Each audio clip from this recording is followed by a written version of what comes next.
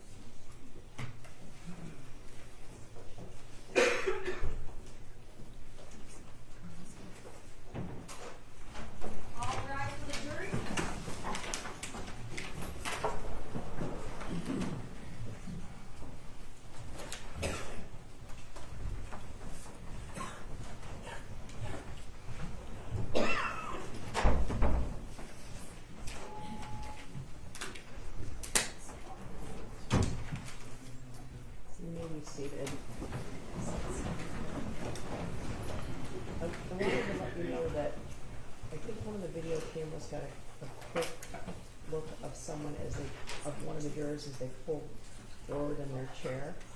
So I guess I'd ask you not to lean forward, but we moved the camera too, so. The name of the next witness? Brian Malash. Oh, Brian Malash, okay. Could you step forward? Could you raise your right hand? Do you swear to affirm the testimony about the day was the truth so help you God? Yes. Okay, could you step up and have a seat? And would you state your full name and spell your first and last name, please? Brian Joseph Malash, Brianmeloche. Okay, so just keep your voice up. Okay. Go ahead. Sir, you're a little soft-spoken, so I want you as loud as you can. Pretend like I'm in the back of the room. Okay. All right. And sir, how are you employed? I'm full-time, my job. Yes. What do you do? I'm a full-time firefighter captain. Okay. Now, sir, do you know James and Jennifer Crumbley? Yes. Not through your profession as a firefighter, but personally. Yes. Okay. Is Jennifer Crumbley in court today? Yes. Can you point her and describe something she's wearing today? Yes, the gray blazer. Okay. Would the record reflect identification of defendant? The record will slow reflect. And again, please, nice and loud. I'm even having trouble hearing you. Sorry. Okay. When did you first meet Jennifer Crumbley? High school. High school? Okay, Yes. so you went to high school together? Yes, sir. When did you first meet James Crumbley? When they moved back to Michigan. Okay. So in between the time you knew Jennifer Crumbley in high school, from the time that they left the state and came back to Michigan, did you stay in touch with her? No, not until maybe Facebook years, a long time later. Okay. And you said you were connected with her on social media? Yes. Okay, so is it fair to say you followed her on Facebook? Yes. Okay. What about Instagram? No, I don't think so. Just Facebook? Yes. Okay. Did you know if Jennifer had a son? Yes. Okay. Had you ever met him? No. Did Jennifer ever talk to you about issues she was having with her son? No. Did she ever tell you about a friend of her son's? Yes. Okay. And tell me what she told you about that friend. That it was his friend, and then he went away. He died. Okay. Went away or died? What did she tell you? Yeah, I believe he killed himself. Okay. That's what Jennifer told you? Yes. Did you come to learn later on that that wasn't true? Yes. Now, I want to direct your attention specifically to the days around November the 30th of 2021. That's the day of the Oxford High School shooting. Okay, do you recall that event? Yes. Okay.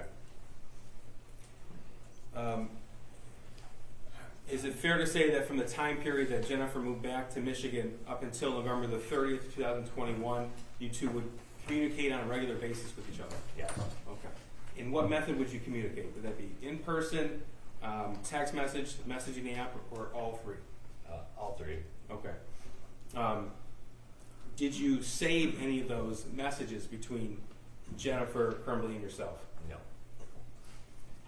Now, the morning of November the 30th, 2021, do you recall receiving a message from Jennifer Crumbley? Yes. Tell me about that, please. It was, I don't know how it started in the beginning of the messages, but it ended up that she had to go to a meeting at the school. Jennifer, she had to go to a meeting at Yes. school? Okay. And what happened? Tell me what happened next in the conversation. It was that something with Ethan. And, Her son? Yes. Okay. And was worried he was going to do something dumb. Who was worried? Jennifer. Jennifer's worried. Okay. And she sent you that message before she had gone to the school? Yes. Okay. Now, prior to that, prior to November the 30th of 2021, were you aware that the Crumbleys had gotten a handgun for their son? Yes. Okay. And do you own firearms yourself? Yes. Okay. So you're familiar with how to store firearms and how to use them? Yes, sir. How did you learn that the Crumbleys had obtained a handgun for their son? I saw it on a Facebook post. Okay. And what was your initial reaction to that?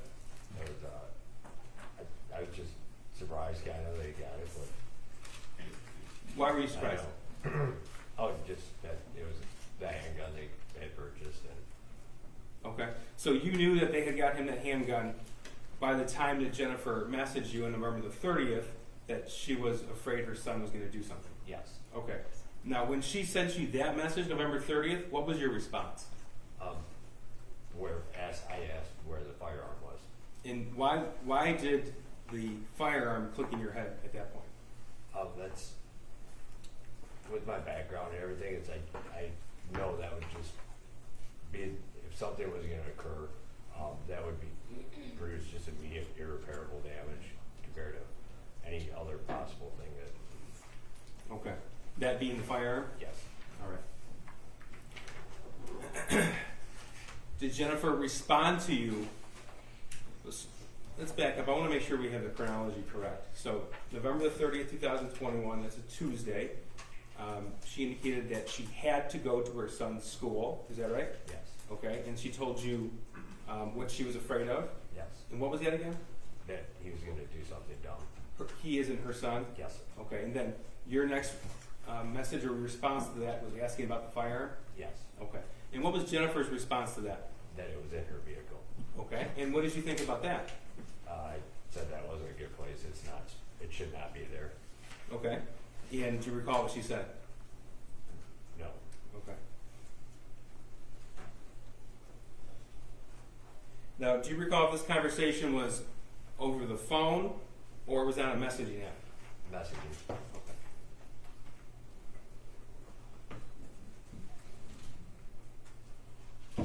Now, later that day, November the 30th, 2021, did you learn what had happened at the Oxford High School? Yes.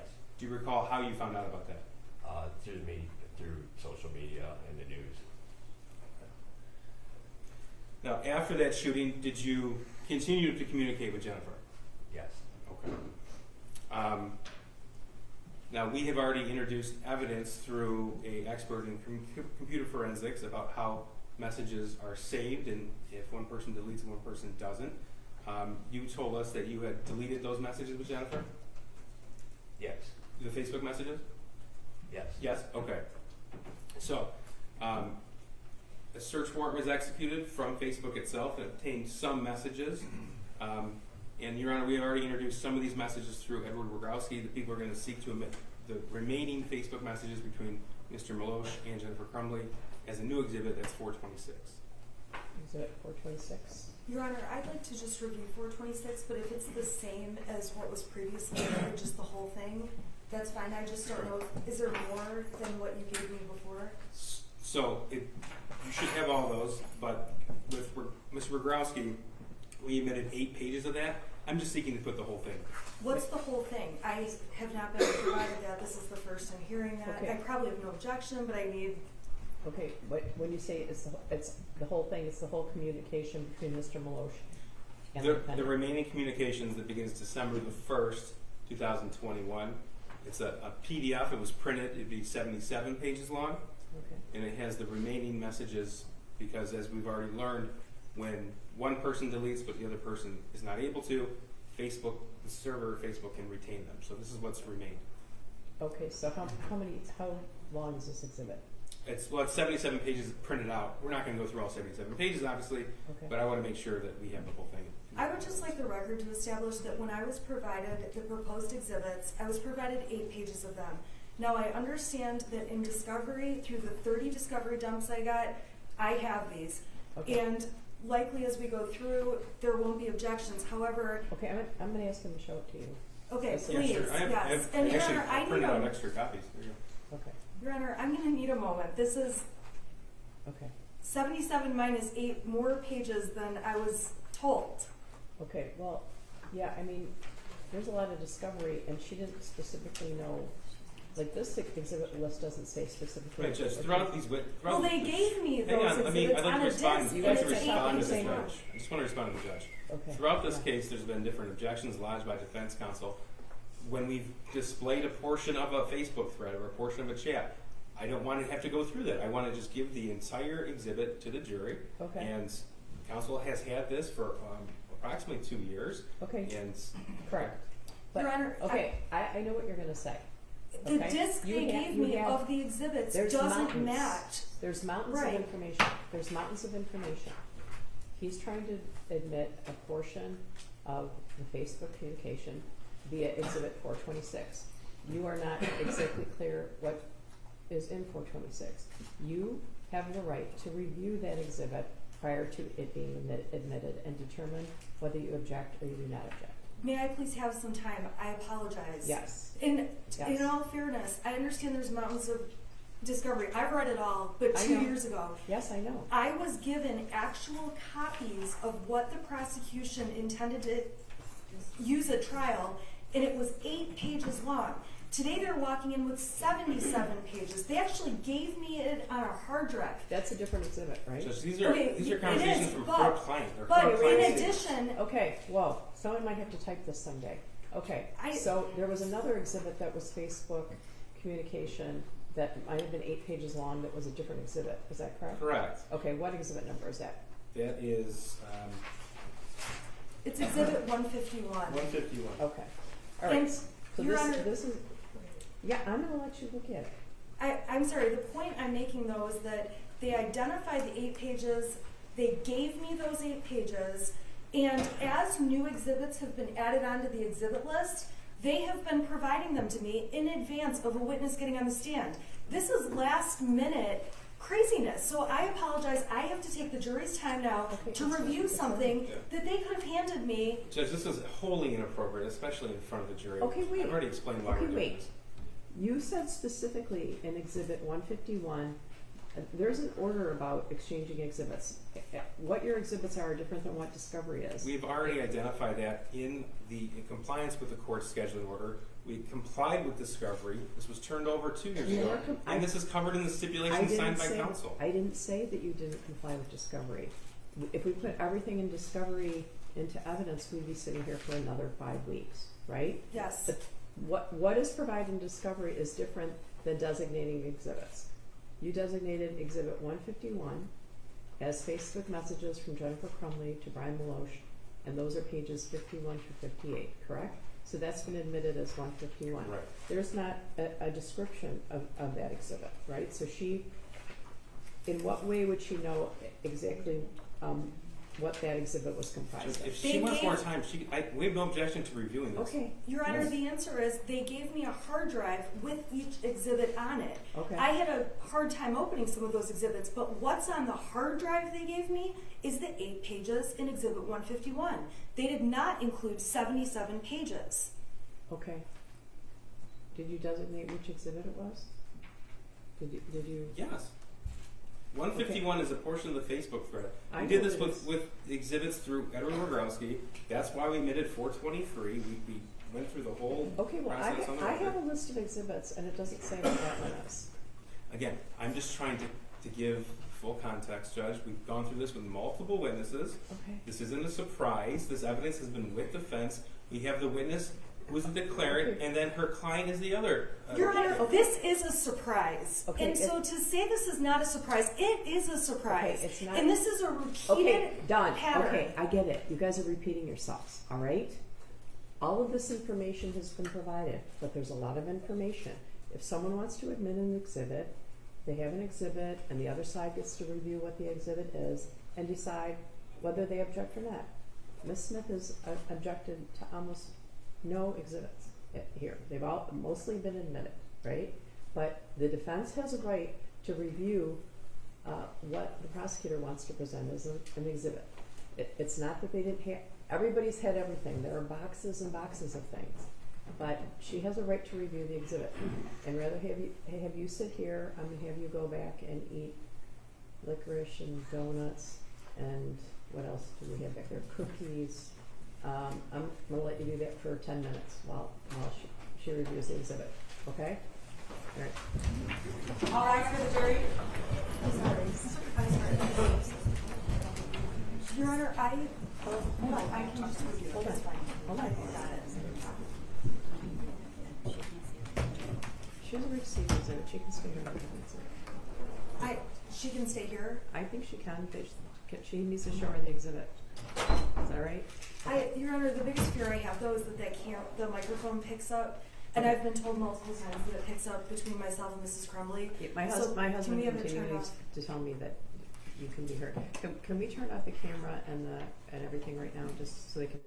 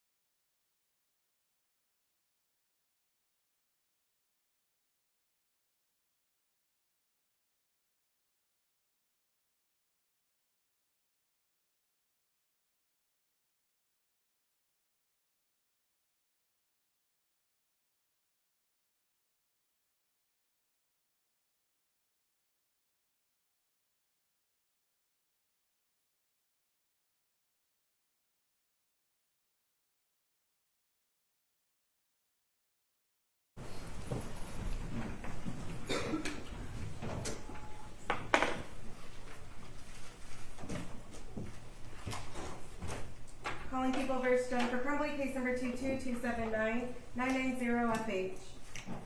All right, Ms. Smith, did you have an opportunity to review that proposed exhibit? I have had the opportunity to review it. I would ask, Can you remind me what number that is? That's 426, Joe. 426. Your Honor, I would ask if the prosecutor's office would please email me exhibit 426 so that I can use my computer when Mr. Malash is on the stand to ask questions. Can you do that? Is that I think we possible? Is that technically possible? Okay, so do you object to any of the exhibit? I'm sorry? Do you object to the exhibit? No, I don't. Okay, thank you. All right, so I'm going to bring the jury back in. Okay. All right. I just need to get a copy of it so that We're doing, I mean, we're having Yeah, our, she's doing as quick as Thank she you. can. Thank you. Should the witness retake the stand, Judge? Yes, please.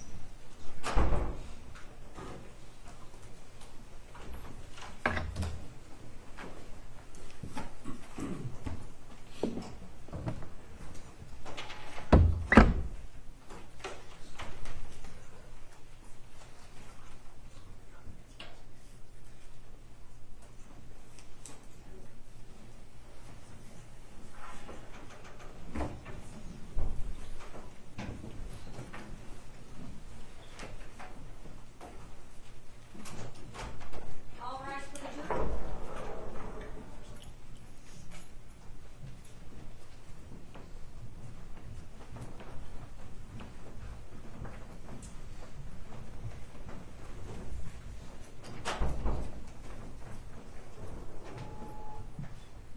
I just wanted to make sure you got your 10,000 steps today.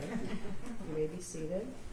All right, we apologize. There is obviously a lot of documents and a lot of discovery in this case. All right. So, Mr. Malosh, you are still under oath. All right. Go ahead, prosecutor. Thank you. Okay. So, sir, was it your common practice then to delete all messages between yourself and Jennifer Crumbley either immediately or shortly thereafter the message was sent and received? Yes, sir. All right. So I'm going to show you what's been admitted as People's 426. You have a screen in front of you. Can you see that? Yes, sir. Okay. Now, this is information received from Facebook through a search warrant. If printed out, it'd be 77 pages.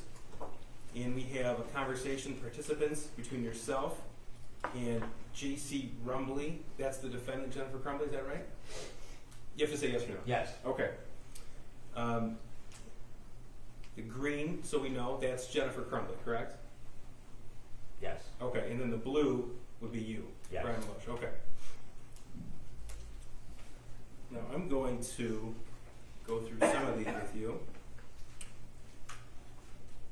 We'll start with page 16 here. And I guess first, these begin from what was recovered via search warrant from Facebook on December the 1st, 2021. And we have heard evidence already, so you're aware. See, it says UTC plus 0. Do you see that right there? Yes. Okay, so that actually means it's 5 hours earlier than the time on that text message, so you know. So the first message here would actually be November the 30th in the late evening hours. Thank you. Now, prior to this message here, did you have any other contact with Jennifer Crumbley from the time she expressed concern about her son to these messages coming to you? Yes. Okay, tell me about that, please. That was, Louder, oh, I'm please. sorry. I apologize. It was after the shooting occurred, and it was that the gun was missing. Which gun? The 9mm. Okay. And I said to call 911. You told her to call 911? Yes, sir. Okay, and you told her before that you're a firefighter? Yes. So why was it important to you to tell her to call 911? Just to allow the first responders, the police, or whatever, to identify that there's potential what's going on. If Okay. we're missing it and something's going on. All right. Now, it's fair to say that the first message we have here that says 12/1/21 at 2:56 a.m. UTC 0, that's not the first message exchange between the two of you, correct? Correct. Okay. So just everything before that would have been deleted by both yourself and Jennifer Crumbley. Correct. All right. So again, I'm going to refer to a handful of these pages. And just so you know, this is everything that was recovered from Facebook. Okay, so this is page 16, Exhibit 426. Your Honor, I apologize. Does the court have Wi-Fi? Because the file's so large, my hotspot's not going fast enough, and they just emailed it over to me, and I can't open it on my computer. Do you know if there's a password or if there's a... That is so not my department. Yeah, mine either. Mine either, thanks. I appreciate it, though, that the court is helping. Do I go to OC Gus? Judge, Ms. Nellett sent it again with a reduced file size. Oh, okay. I'll try that. Thank you. Okay. I'm sorry, I just can't get it open. Yeah, okay. Go ahead. Okay, in the blue here, this is 12/1/21. So this is shortly before midnight on November the 30th, 2021. And what did you write to her? I can't even keep up. None are threatening. Facebook pulls those down instantly. Okay, and that was in response to what? Sending screenshots showing what was going on and everybody that was commenting through their stuff or regarding them. Okay. That's page 16. I'm going to go to page 33. Jennifer Crumbley wrote what at just after midnight on December the 1st, 2021. Agreed. I failed as a parent. I failed miserably. And your response was? You didn't do this. Okay. Now, is it fair to say at that point in time your information was received regarding the shooting from Jennifer Crumbley? At that point. Did you know all the facts? I'm sorry. Did you know all the facts? No. Okay. So throughout this text message or Facebook message conversation, there's messages from you expressing concern over Jennifer Crumbley, frustration by the fact that she's going to be charged, disbelief that she's going to be charged. Were those your opinions at that time? Yes. Okay. And I'm not asking you to agree or disagree. We just want the truth from you. So is that what you feel now? No, not. I've received more info. Okay. I'm going to move on now to page 38. Your Honor, I am so sorry, but I cannot get the file they sent me to open, and I really need a minute to get this file opened. Okay, I personally can't help her back, but maybe... Are you connected to the Wi-Fi? No, it's not letting me connect. That's the problem I'm having right now. Okay, the join OC guest came on. I just need to be able to have this open. It says I'm connected now. Let me try this again. The first file was too big.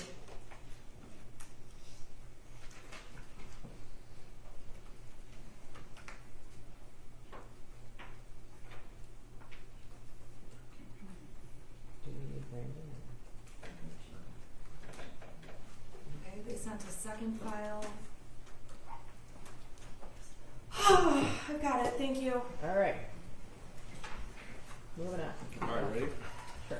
Okay. This is page 38 of Exhibit 426. In the green, there are some screenshots sent, and then Jennifer wrote, seriously, question mark, exclamation mark, question mark, can't see my horses, question mark, exclamation mark, question mark, exclamation mark. And your response was what? No one knows how to handle any of this. Okay, and that was in regards to screenshots sent from Kara Pennick, is that right? You have to say yes or no. Yes. Okay.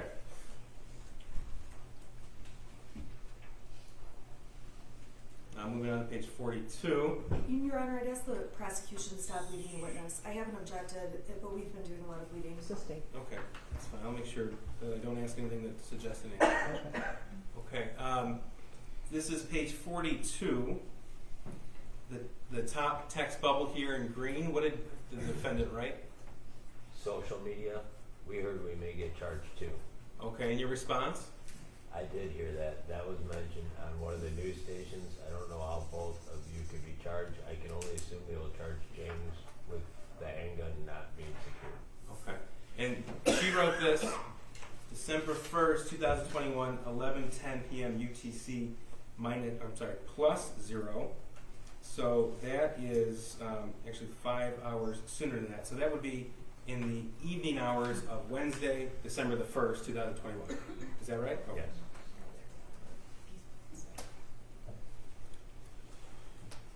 All also on page 42, there's a deleted message here. This is green. First tell us what this one says.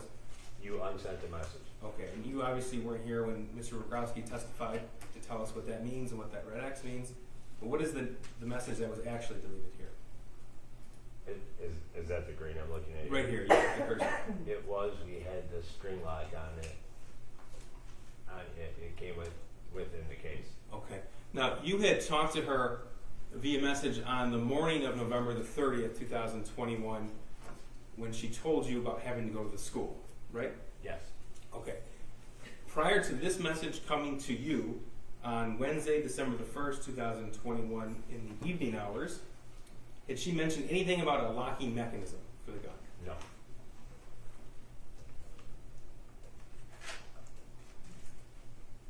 Moving on to page 43. Okay. She wrote this December the 1st, 2021, 11:47 UTC 0. So roughly the same time as the deleted message we just referenced. What did she write? The news articles are saying charging both parents. Okay. In your response? I heard that, but I can't imagine what they could possibly charge you with. Just remember, the news is not accurate. They notoriously fill in gaps where they have no info or report as fact info they get third hand. Okay. And again, those were your feelings at the time? Yes. Okay.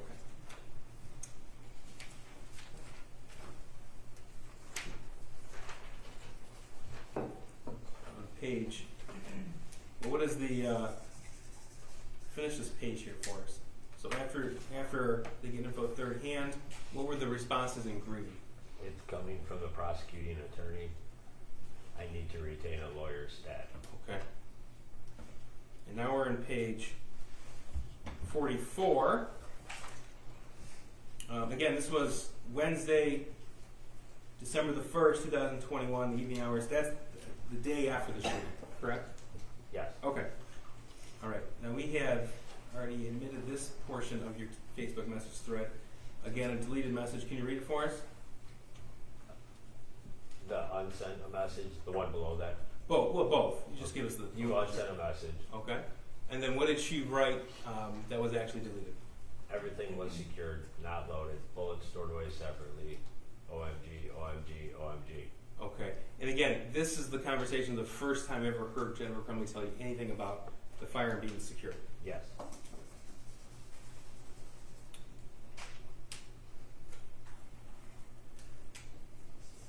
I'm going to move on to page 46.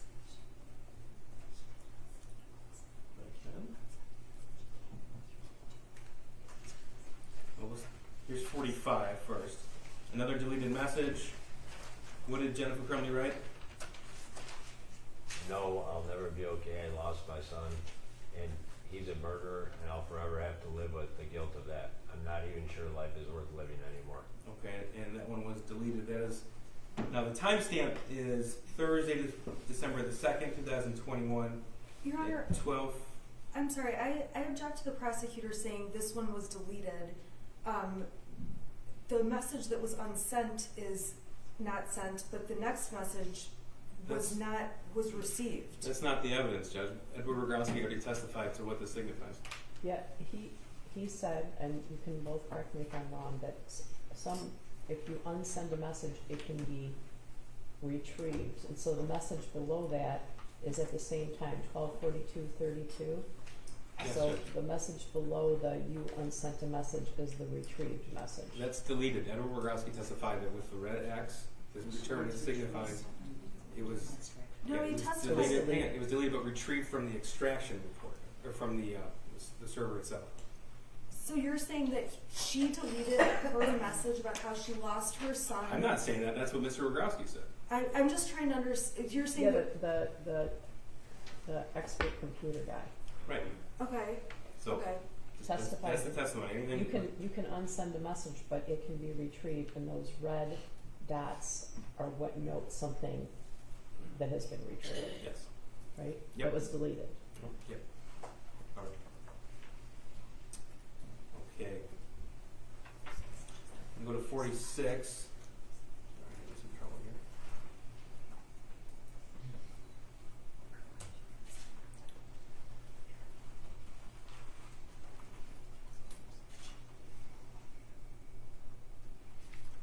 Alright. What does she say here on Thursday, December the 2nd, 2021, 12:51 p.m.? My mom won't talk to me.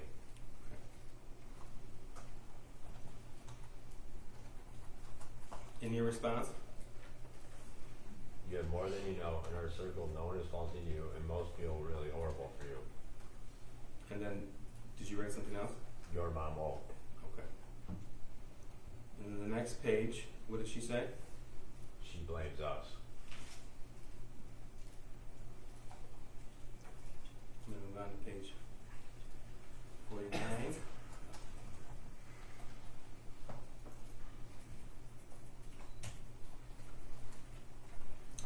Okay, tell us what she wrote here. The top. Yeah, go from the top. And we will never be the same. In your response? Never, ever. And she wrote what to that? It's like mourning the death of my child.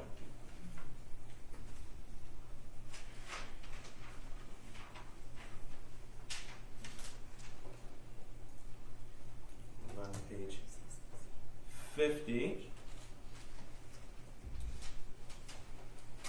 Their discussion about obtaining an attorney. Yes. Okay, what did she write? I know we're working on retaining one right now. Okay. And then what does she say regarding the charges she might be facing? They're saying involuntary manslaughter. Okay, so that is Thursday, December the 2nd, 2021, 1:31 p.m. DPC plus 0. So that's actually the morning of Thursday, December the 2nd. Alright, that's 50. Now here's a deleted message. This was already admitted. Can you read us, please, what was deleted from Jennifer's phone? We're on the run again. Helicopters. Not sure where to message you.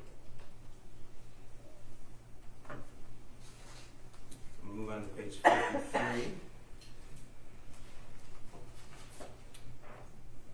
And she wrote something to you right here at December the 2nd, 2021, 4:40 p.m. plus 0, so that's 11:40 a.m. on December the 2nd. What did she write to you? We just bought new phones with old numbers to take care of all of this shit. Okay. And the next message? Clear your cash. Okay. And then what was your response? Good move. What did you take that clear your cache to mean? What does that mean? Just clear messages off, I guess. Off of a device? Yes.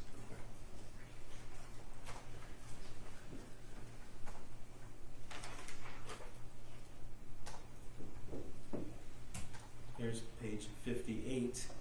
This was also previously admitted. Tell us, read us this deleted message. We're fucked. And she said that to you Thursday, December the 2nd, 2021 at 2 p.m.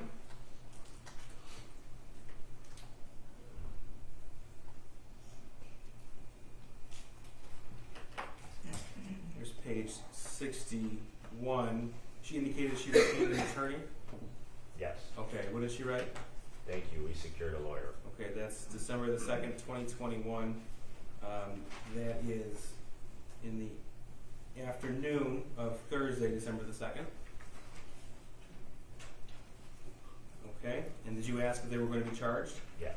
Okay, and again, this is Thursday of that week, and what did she respond? Yes, we'll be charged.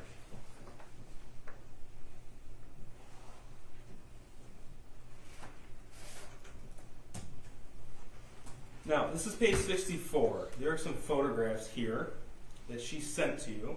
Have you seen these photographs before? Yes. Okay, and do you recall what they depict? Yes. Tell us about that. There's a gun and a person bleeding, and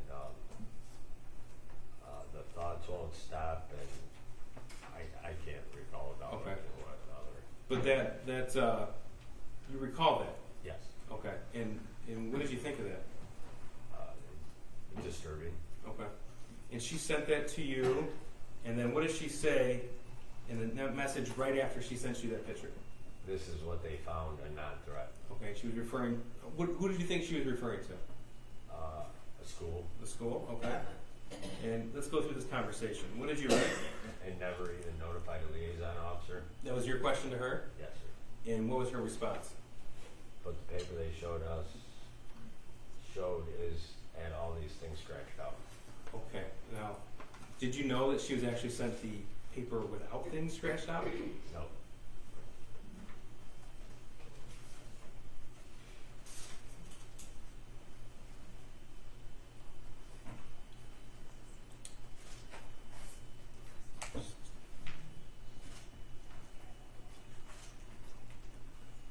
All right. Thank you. Cross. Thank you. I apologize. Is your last name Malash or Malosh? Malash. Malash. Okay. Good afternoon. I'm Shannon Smith. I represent Jennifer Crumbley. You and I have never met before today, correct? Correct. And we have never even spoken on the phone, had any contact. Is that fair to say? Correct. Okay. I want to go back and explain to the jury, have you explain how you became involved in this case. Okay? So after the shooting and after December 4th, it would be fair to say law enforcement got in touch with you to talk to you about your knowledge of anything related to Mrs. Crumbley or Ethan Crumbley, correct? Yes. Now, on that day and time, the first interview you did was with law enforcement. You met with somebody from the Oakland Sheriff's Department, correct? Correct. Now, the first time you met with them, you were interviewed for 1 hour and 42 minutes, correct? Correct. A long interview. Is that fair to say? Yes. And in February of 2022, you did a second interview with law enforcement that was about 1 hour long, correct? Correct. And then recently, so within the past couple months, okay, in December of 2023, law enforcement did a third interview of you, correct? Correct. And that interview was almost 3 hours long. Is that a yes? Yes. So you were interviewed once at the very beginning of the case, right after the shooting, correct? Correct. You were interviewed a second time months later in February for about 1 hour. Correct. And recently, within the last couple of months in December, you did this 3-hour interview. Correct.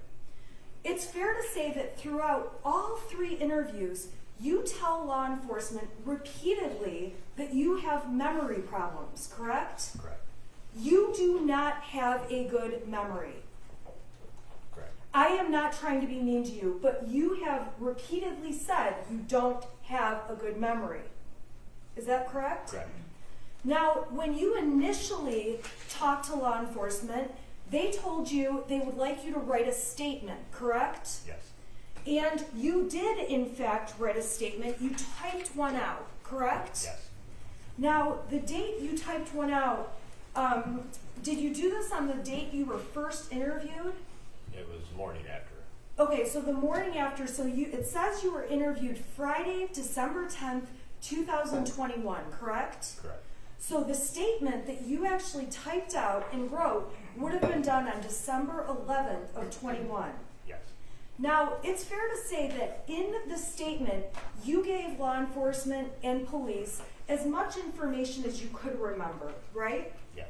And this time when you wrote your statement, this was way closer in time to the shooting than we are today, correct? Correct. Now, when you wrote your statement to police, a lot of the new information you're sharing was not in your original statement, correct? Correct. And you would agree with me that during the hours of interviews you've had with law enforcement, they have given you different pieces of information against Jennifer Crumbley, correct? Correct. And you have not had the opportunity to take all this new information you're getting against Jennifer Crumbley and talk to her about it, correct? Correct. The last time you talked to Jennifer Crumbley was December 4th of 2021. Is that a yes? It's fair to say that police they have asked you the same questions over and over and over. Is that correct? Yes. And when they ask you the same questions over and over and over, you can tell sometimes they don't like the answers they're getting from you. You can tell that. Is that a yes? Yes. Okay. I need you to be loud. Sorry. Okay? Thank you. Apologize. So when you can tell they don't like the answers, you keep talking to them, correct? Correct. And when they've been interviewing you, they have started to talk to you about things like your job and your benefits, correct? Correct. And they have said things to you like, if you're helping Jennifer Crumbley, you could lose your job as a firefighter, correct? Correct. They have said things to you like, if you're helping Jennifer Crumbley, you're going to lose all the benefits, your pension, things like that, correct? Correct. It's fair to say that when you've talked to law enforcement, they have said things that make you feel like you're going to be in trouble because of your friendship with Jennifer Crumbley. Correct. So when you're up here on the stand today saying some of these things, we can agree they are brand new within the last few months. Yes, new that I've seen. Okay, so That's a reason. largely what has influenced you to change what you say, what you said initially, is because police have talked to you and made you change your mind, correct? It had to make me, from my original, that more information was needed. Right, so my point is, you talked to them at first, back in December, right after the shooting happened, right? Yes. And then law enforcement met with you 2 more times and gave you information, right? Yes. And they told you that if you were helping Jennifer Crumbley, you would be in trouble. Judge, objection. We're getting dangerously close to what defense counsel has sought to exclude, and I need to be able to redirect. Yeah, let's be careful. Well, the door's open. Okay, let's be careful. If counsel is going to lay the implication of a certain reason, Well, you're asking whether law enforcement threatened him in order to get him to lie? Yeah. then the door is wide open for the people. It might be. Thank you, Judge. Well, I don't care if the door's open. That's fine. Mr. Yeah, then I think we need to excuse the jury and have the That's defendant make a record. No, Your Honor, we've already done that. That is not what needs to happen, but This if the is jury needs to be excused, that's something fine. different. you tell me. You tell me. This is something different. Well, there's allegations here that somehow this witness was intimidated by the police, and I would take that very seriously. So, if that's true, the jury should know that. So, that's a serious implication. So, Judge, we can't allow counsel to say those line of questioning and prevent the people from having the witness give the whole story. I'm not trying to keep the whole story. We can do that right now. They want to make a record that's not needed. I'll ask the questions. Okay. Mr. No, we Meloche, need for proper purposes, we need a record made, Judge. okay. All right, 10 minutes, guys. Maybe All 5. rise for the jury.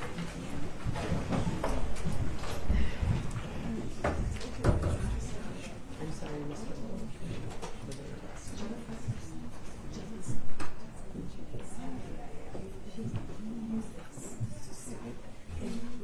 Okay. Okay, everybody be seated. Actually, I think I might ask you to step into the hallway just for a minute, okay? We'll be right with you. I know it's not a very comfortable position to be in. We're doing our best. Okay. You may be seated. Okay, so we had a motion to eliminate, wait, when was that? November, March, when was it? 2022. And certain evidence was excluded, right? Yes, Judge. Specifically, counsel sought to exclude all evidence of extramarital affair. Okay, so, Now, yeah. as an offer of proof, this witness, when asked, will testify that he didn't want that information out in the public domain. Now, I didn't ask him any of that information. Counsel is choosing to cross-examine him in a fashion which makes it appear that he has either been intimidated or willfully lied about statements made. He has a reason why certain statements have changed, Judge, and if counsel is going to be allowed to introduce us to the jury, we have to be allowed to rehabilitate him and show what actually happened. And if counsel does say the door is open, like she just said, first, I would like a record from Jennifer Crumbley herself that she acknowledges what this means. It is her decision in consultation with her attorney and is part of trial strategy. Well, credibility of a witness is always at issue, and so is a motive of a witness. And I did exclude that evidence at your request, subject to later information that if indeed something having to do with their relationship lent itself to gross negligence or dereliction of duty, right? So I did grant that motion. So what is your position now? Because the jury can't be led to believe that they, waterboarded this guy to get him to talk or something, right? Your Honor, my position is that if the court has found I've opened the door, the court has found I've opened the door, and I would like to proceed with questioning. Oh, okay. Well, I'm gonna put that right back in your lap, right? Because you're asking me. I'm asking you. Oh, I'm fine. I would like the door to be opened. I would like to be able to fully cross-examine this witness. Okay. Could you raise your right hand? And Your Honor, I would object to the court asking Mrs. Crumbley about this. This is trial strategy that's left to the attorney.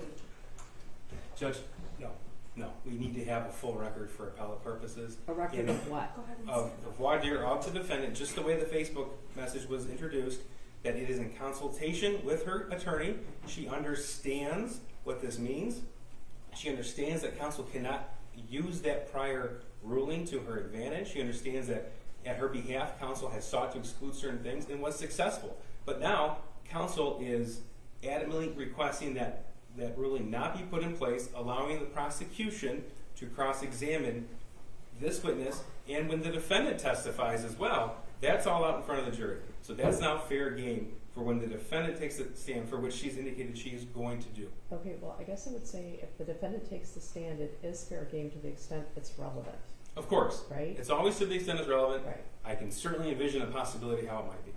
Your Honor, I suppose the first thing I need is a ruling if I've opened the door and if this evidence is now relevant about the affair. Because I still think it's relevant that police threatened and made Mr. Maloche say things that were inaccurate, irrespective of the affair. Okay, well, I don't know what happened.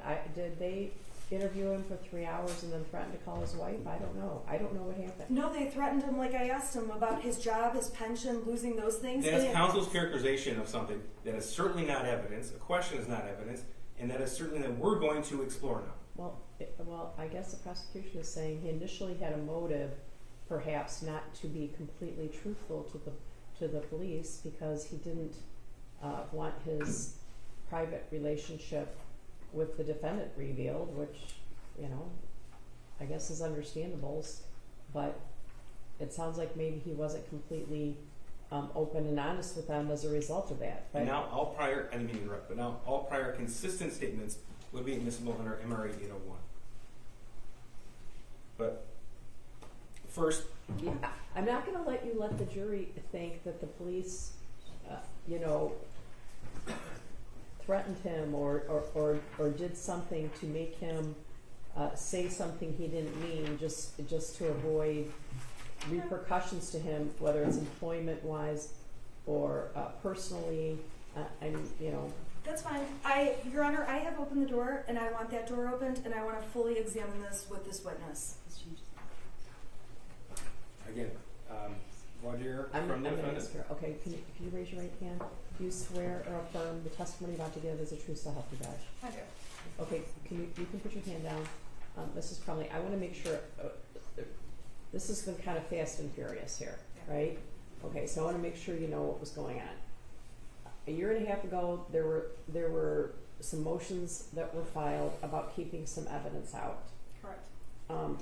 I guess I would suggest that now that we're here 2 years later and there's more information about the case, I can't even tell you if I'd rule in the same way, knowing everything I know now. But that being said, I want to make sure you understand what your lawyer said, which is that I previously ruled that in and of itself, the fact that you were having a romantic relationship with this man, to me was not evidence in and of itself of gross negligence or dereliction of duty.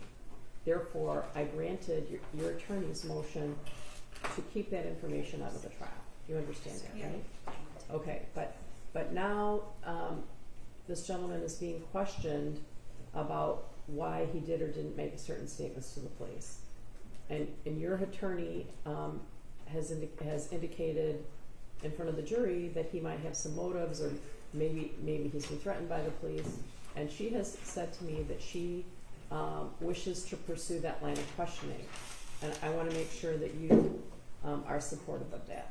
I trust her, so yes. Okay, so you understand that then we're gonna crumple my order up about that and throw it in the trash and go forward. I do. You understand that? I do. And you agree, I guess, yes. Okay. Do anything? Judge, I think I should make a record so the defendant and perhaps counsel knows for sure. It's not just an affair with one man that was uncovered. There's web searches now. There's trips during work hours. There's when she was on actual work trips with other individuals. It's not just this person. It Okay, changes the tenor of the entire trial. I don't think that that's appropriate. You're asking why this Judge, witness- counsel has alleged that 2 investigators with 30 years of experience have committed basically a crime by intimidating a witness and lying to a witness, and that it requires a strong and accurate response. This changes the entire case, Judge. I can't let that comment go without being corrected. Okay, well, I don't know any of this information. You're going to ask him, this witness, why he was protecting her, or why he didn't give full information to the police. We're not going to go off into Never Never Land and talk about trips or Well, trips with him, though. Trips with him when she said she was at work or using her son as an excuse to go somewhere. Trips with him in particular, Judge, that goes to the heart of gross negligence and failure to adhere to your parental duty. That is a part of the case that we moved past when the court issued the I don't know ruling. anything about that. Your Honor, lots of people have It was affairs excluded. and don't have children that shoot up a school. That's not true. Again, counsel's now seemingly asking for the same ruling that she No, had I'm not. achieved before. I'm not. I don't care. I don't Okay, care. I don't know what you're asking me to do, because I haven't seen any of this evidence. At the time that I granted the motion to eliminate, I don't even think some of these things were known. So when you say you're opening the door or whatever's happening, I want to be clear on how far the door is open, because I also don't want to have this isn't a trial about she isn't charged with being immoral. Okay. Of course, but she that's is not- charged Your with Honor, failure to adhere to her I parental understand duty. that. Your I Honor, understand that. It's going to come out that they had an affair, okay? It is not because of the affair that Mr. Maloche changed his statement. The first time Mr. Maloche was interviewed, he told them about the affair. The second time he was interviewed, he told them more about the affair. The third time he was interviewed, he told them even more about the affair. That's not his motive for changing his story. His motive for changing his story is because law enforcement put pressure on him and made him fear he'd lose his job. All right. That is completely inaccurate. Again, Okay. now It's we in have the to introduce interviews. witnesses. We're Okay, gonna have to I'm correct not her. addressing that right now. I'm addressing the now we're going to put in all this information about affairs and all kinds of things that she was spending time with him instead of her son. How far are we taking this? That's what I want to know. I guess it depends on the questioning. Okay, well, Because if that's the record, and if that's the request, and if that is the defendant's wish, Judge, that's fine. But we are going to go through that door with the evidence that we have. I'm not privy to the information. I don't know what happened. I don't know what the police reports say. I don't know what he said about his relationship with her. Right? I don't know that. But it's also, this is not a trial about her morality, so I want to make sure that we stick to the elements of the case and what you're required to prove, which is not that she's a bad person. That's Judge, not what we're here about. Counsel has made it a trial now, and if law enforcement is appropriate or not. So Whether law enforcement was appropriate with Mr. Maloche or not has been made at issue. yes, But are we going to have another week of trial about how terrible Mrs. Crumbley is? And this is the same argument as when the court brought up the pictures of the home.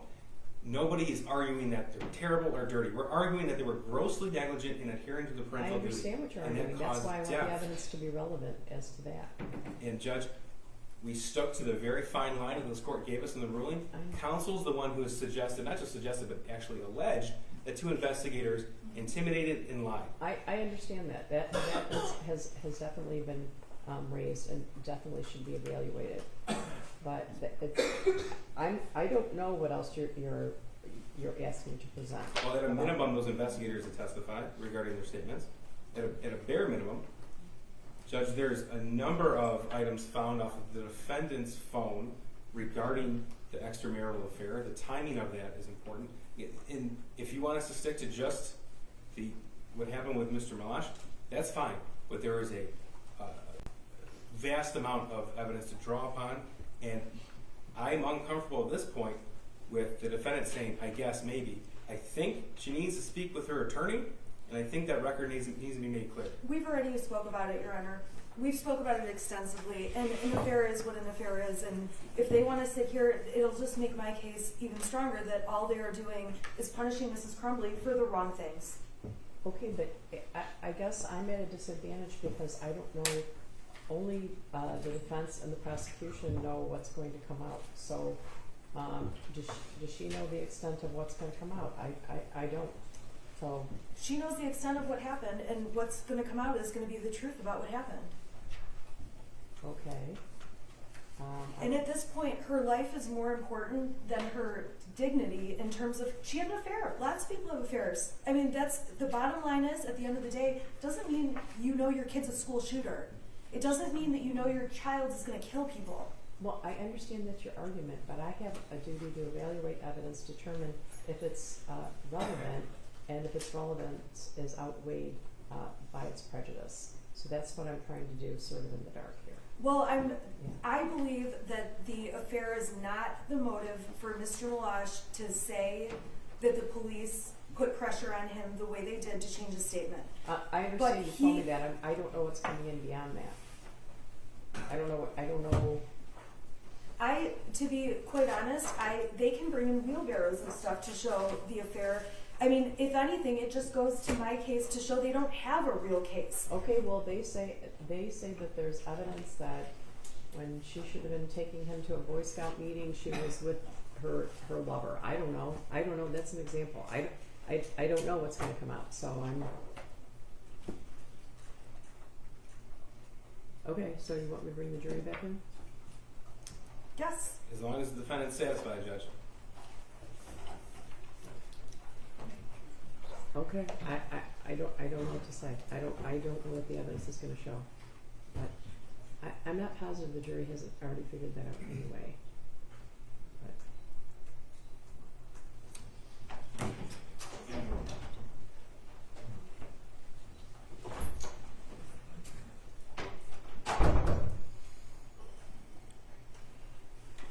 Are you ready for the jury? Yes? All right.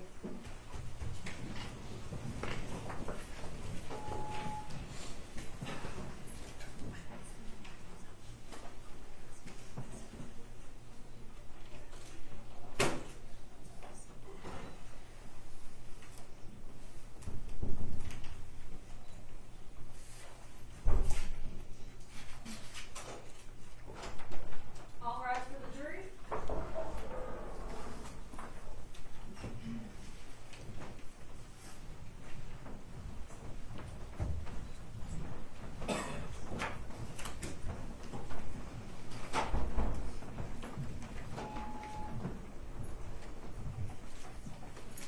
All right, you may be seated. Can you bring Mr. Malash back in?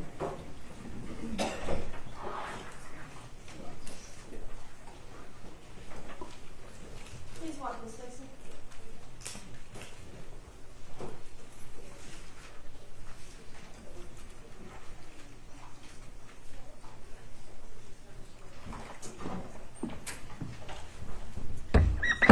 Mr. Malash, you are soldier oath, okay? Yes.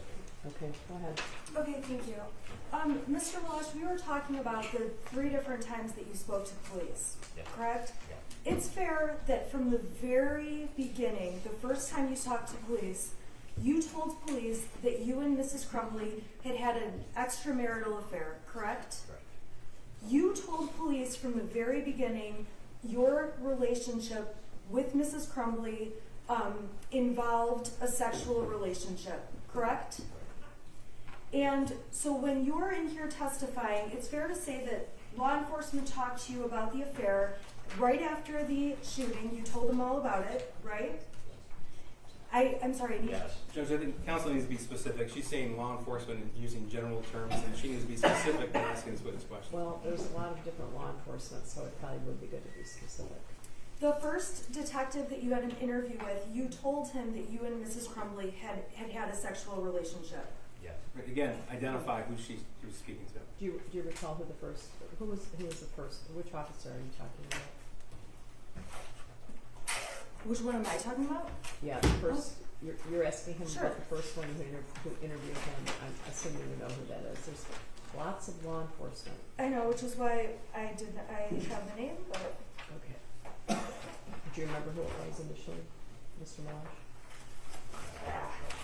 Okay. it appears to be Lieutenant Weir. Does that sound correct? Oh no, I'm sorry.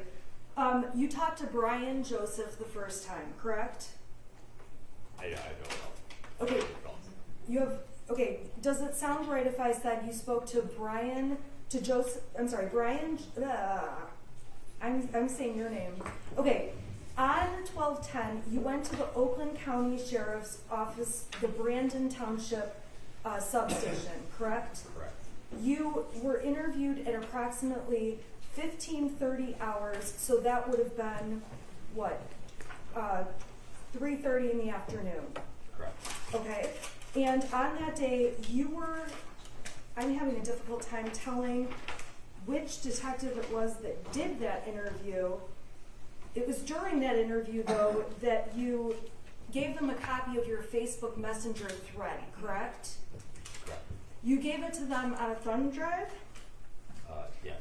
and you specifically did turn that drive over to Sergeant Brian. Do you recall that? I don't know. If I said the person that you handed the thumb drive over to, was that the same person who did the interview with you? Yes, they used the thumb drive on the computer. Okay, I'm just checking. If the police report says you gave the thumb drive to Detective Joe Bryan, does that sound right? I had no possession of the thumb drive. We were on a computer at the substation. So he asked you for access to your messenger. Correct. You gave him access, Correct. and Detective Joe Bryan was the one who downloaded the messages. I don't know the detective's name. I think Joe Bryan was a different interview. Okay, so you don't know the name, but you know it was a detective at the substation from the Oakland Sheriff's Department. Correct. Okay. And on the report, I also see source Lieutenant Weir. I'm just having a hard time identifying which police officer it was. You're sure it was a police officer or a detective that you met with, correct? Yes. And you're aware that that interview was video recorded, correct? At the substation? Yes. I was not aware. And it was the interview that took place that was a little bit less than 2 hours. Okay. Okay, the day after that interview is when you were... I understand it's cross-examination, but counsel can't just make a statement with the word correct at the end, and then the witness clearly not understand, and then just move on as if that's the truth. Okay, We have to be specific. Give him a second to think about it and answer the question. Okay, and I'm sorry, I don't remember my last question. I think I was just establishing a time frame. You did the interview on Friday, December 10th, 2021. That was the first time. Is that true? Correct. Yes.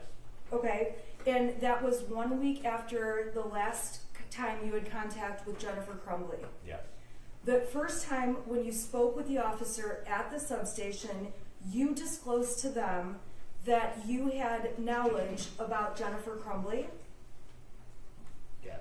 And you said that you told them right away that you had had a sexual relationship with her. Yes. And the fact that you and Jennifer Crumbley had a sexual relationship is certainly something you did not want to be public, correct? Correct. You talked to police again, we talked about in February for an hour. Was that also at a substation? The second interview? Yes. No, ma'am, that was at a building over here, part of the county complex. So you met them at the county complex and you had the second interview, which was just under an hour long. Correct. When you had that second interview, now that was in February of 2022, you told them again, you confirmed for them again, as much as you probably didn't want to, I had a sexual relationship with Jennifer Crumbley. Correct. In the third interview, back in December, just a couple months ago, they asked you again for more information and you told them again you had a sexual relationship with Jennifer Crumbley. Correct. Now, the prosecution may ask you a lot of questions. Just in the form of the question, doesn't matter what I ask him now, Judge. I haven't even asked my question. Okay, what's the question? My question is, when you talked to law enforcement and you changed, Again, I'm sorry, just Okay. specifics matter. Okay, so if counsel is going to request this kind of Well, question from the witness, she has to be I specific. can't even get my question out. Okay, well, he needs to know because there were 3 different times, so that would help him too. Thank you, Judge. Okay. Over the course of the investigation, you testified earlier that your answers to certain questions have changed. Correct? Yes, I've added. You've added, okay. But one thing you have not changed, it's not the statements about your sexual relationship with Jennifer Crumbley. You've always said you had a sexual relationship. Correct. As police came and talked to you a second and a third time, they wanted more details about where you had sex and other details about those experiences, correct? Correct. Now, when I was asking you if you felt like you were threatened in any way, that had to do with feeling threatened that your job was at issue or that your benefits could be lost, Judge, I'm going to correct? object again. Form of the question, she needs to be specific. She's going to ask something like threats. That needs to be specific. Okay, then I'll go to the third interview, I'm sorry. Yeah, In be the- specific. Okay, I'm going to be very specific. In the third interview, when you talked to them in December, they specifically said to you, talked to you about your job employment as a firefighter, correct? Correct. They specifically talked to you about the details of your benefits, including your pension, correct? Correct. They made you feel like if you didn't give answers they wanted, Objection in the form of the question, they made you feel. How could he possibly testify to what somebody else's intent was? That would be speculation. It'd be speculation. I'll ask how he felt. Okay. When you were in that third interview, you were scared at the thought of losing your job or benefits. No, I was not. You do not want to lose your job or benefits. No, I don't. And when you were in that conversation with them, it was during that third interview that they asked you the same questions you had been asked many times before, correct? Correct. And they were saying very negative things about Jennifer Crumbley to you during that third interview. Judge, specific. Yeah. Objection in the form of the question. Yeah. Negative like what? They told you that they had evidence of Jennifer lying about things, correct? Correct. They gave you the impression that you didn't know everything about Jennifer Crumbley. And speculation, Judge, they gave I'm you asking the his impression. Hang on, I'm impression. not done. They gave you the impression. If she wants to cross-examine him on statements, she can, but she can't make a broad statement about what their intent was. That's speculation. Well, their intent is speculation, but if you have specific examples of things that were said potentially by the police to this witness, you can ask the witness that. Okay. Specifically, the officer talked to you about ranks within the fire department, correct? Correct. They talked to you about seniorities, correct? I'm correct. They talked to you about all the training you had to go through to take each position and the seniority levels at the fire department.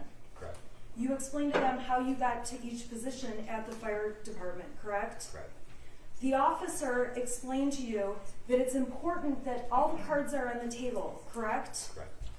And then the officer begins to talk to you and reassured you you're not in any trouble. Is that a true statement? Correct.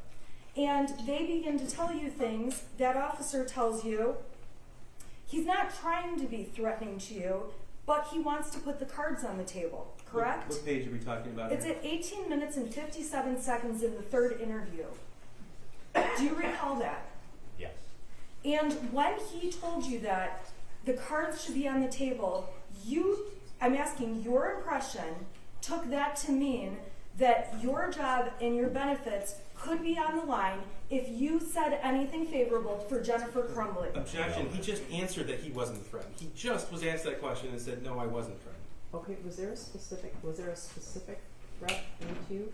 No, ma'am. Was there any kind of veiled threat? Did you take anything as a veiled threat? Yes, just that the information that's now out regarding my relationship was going to be out publicly. Okay. Okay, so there were veiled threats made against you. That, Yeah, hold on.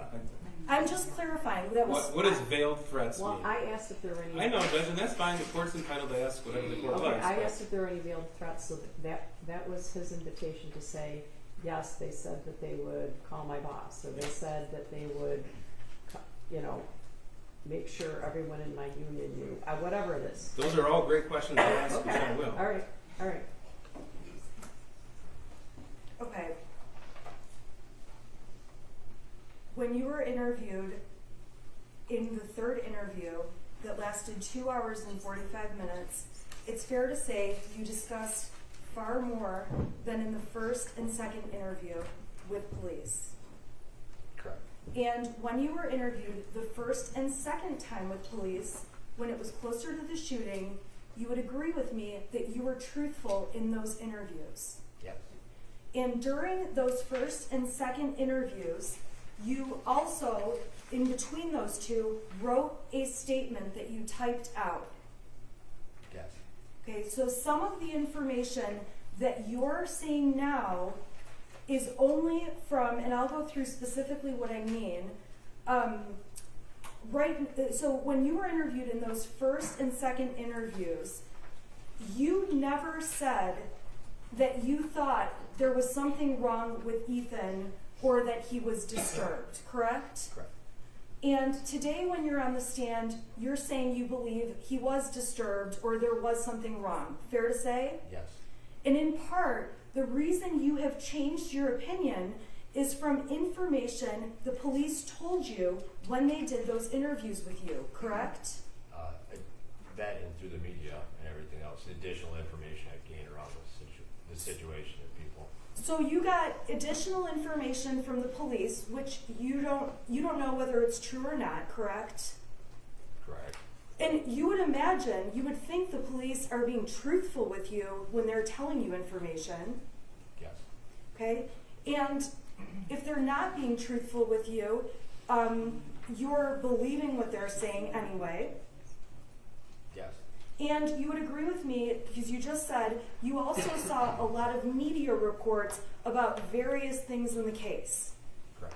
Now, the media reports in the case have different information than things you initially thought or saw, correct? Correct. So when you've seen the media reports and you have a police officer telling you that the evidence you didn't know, it has made you second guess what you knew back right after the shooting, correct? It didn't make me second guess. It just some of it, because of timestamps, allows me to recall stuff better. Well, would you agree with me, and I know you said, you testified you have some memory issues. Judge, I'd like the That- witness to answer the question. He wasn't done answering the question. I thought he was, I'm sorry. I interrupted you, I'm sorry. I don't. You said there were timestamps. Yeah, when it helps if someone enlightens me, like if we go through messages, then I can actually I remember things. I can remember if you request specific information, I can give it. If someone just asks for something, I'll put out information, not knowing what they're looking for. The more specific something gets, the more accurately I can answer the question, or the more appropriately. I'm sorry. Oh, I'm sorry.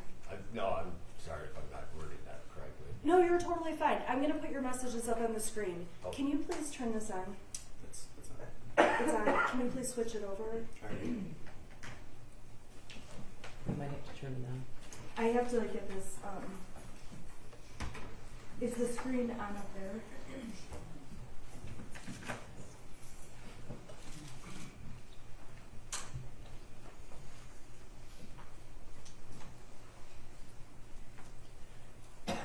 Okay, you and I would agree that when you sent these messages back in November and December of 2021, when these messages were sent,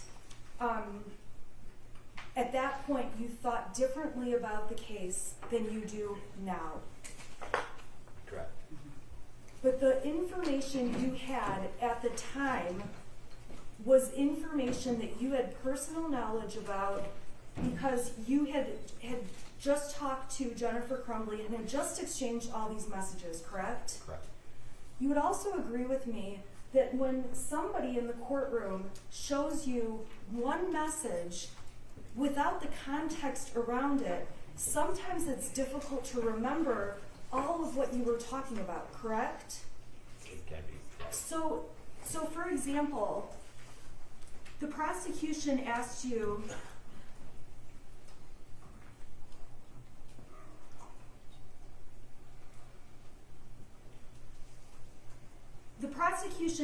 about this message, okay, on page 53. And I'm going to go up a little bit, and then we're going to go through it to see if the answer might be different. Okay. When you testified to the prosecutor, you recall testifying that Jennifer Crumbley, you believe, told you to delete all your messages, correct? And I'm going to go down. I'm so sorry. I was just referring to what I read. Okay, so 53, they just put up this text that says, clear your cache, I don't know, how do you say that? Cash. Okay, they didn't show you the messages before it or after it, correct? Correct. Okay, so let's go up a little bit before it, okay? Prior to that conversation, so if we just go a little bit up in the messages, okay? Jennifer Crumbley says, and this is specifically on page 53, and I'll leave it still, I apologize. Jennifer Crumbley said, can you see if James's account is deactivated? Correct? Correct.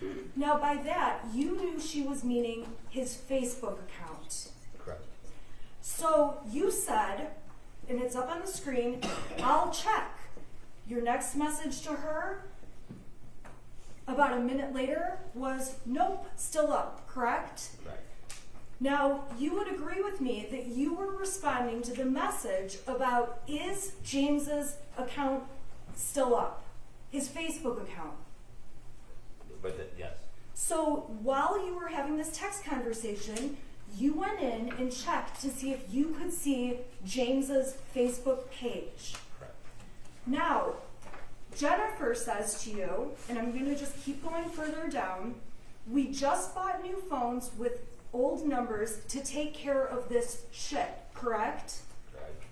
And at that time, it's when she's trying to delete all social media accounts. You are aware of that, correct? Yes. And Jennifer types to you, and this is the message the prosecution brought in, clear your cache, correct? Correct. And you said, good move, correct? Correct. She says after clear your, I'm going to say cache because I don't really know how you say it. She says clear your cache, then check, okay? And you wrote cache cleared, it's still up, correct? Correct.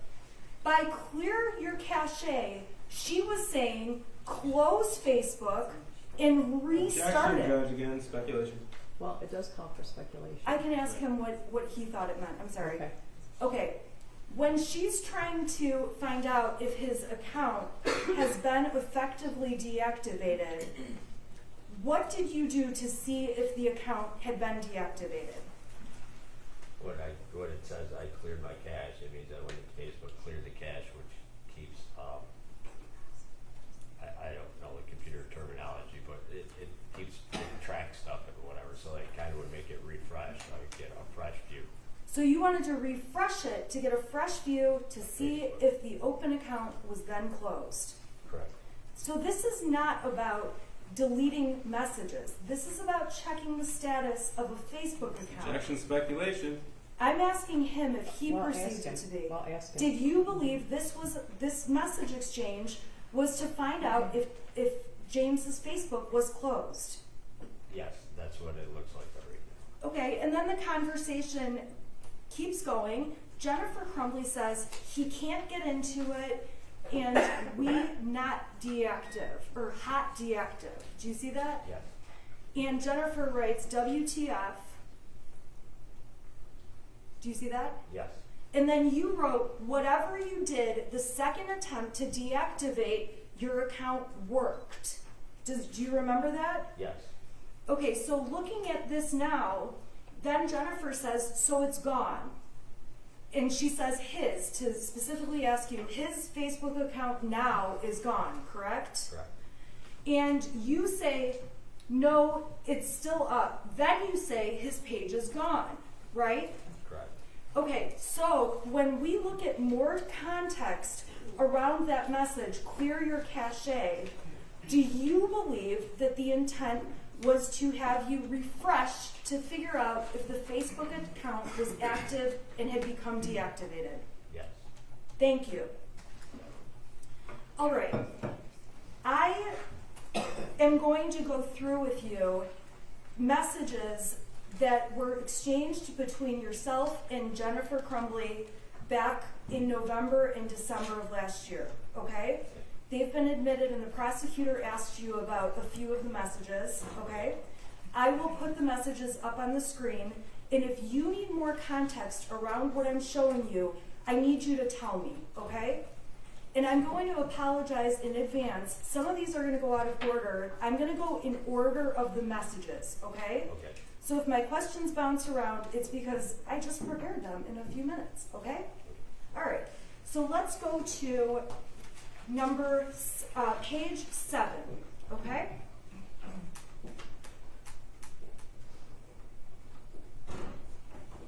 Okay, and this is,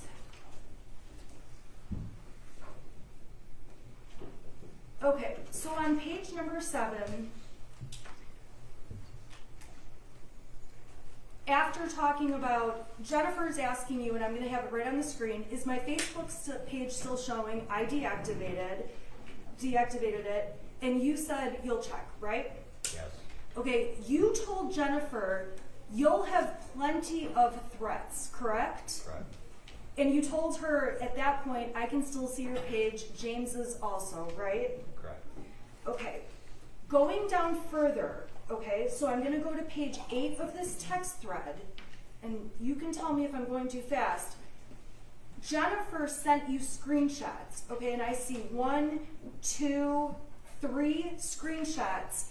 Those were threatening messages that she had received, correct? It appears that way. I can't see well.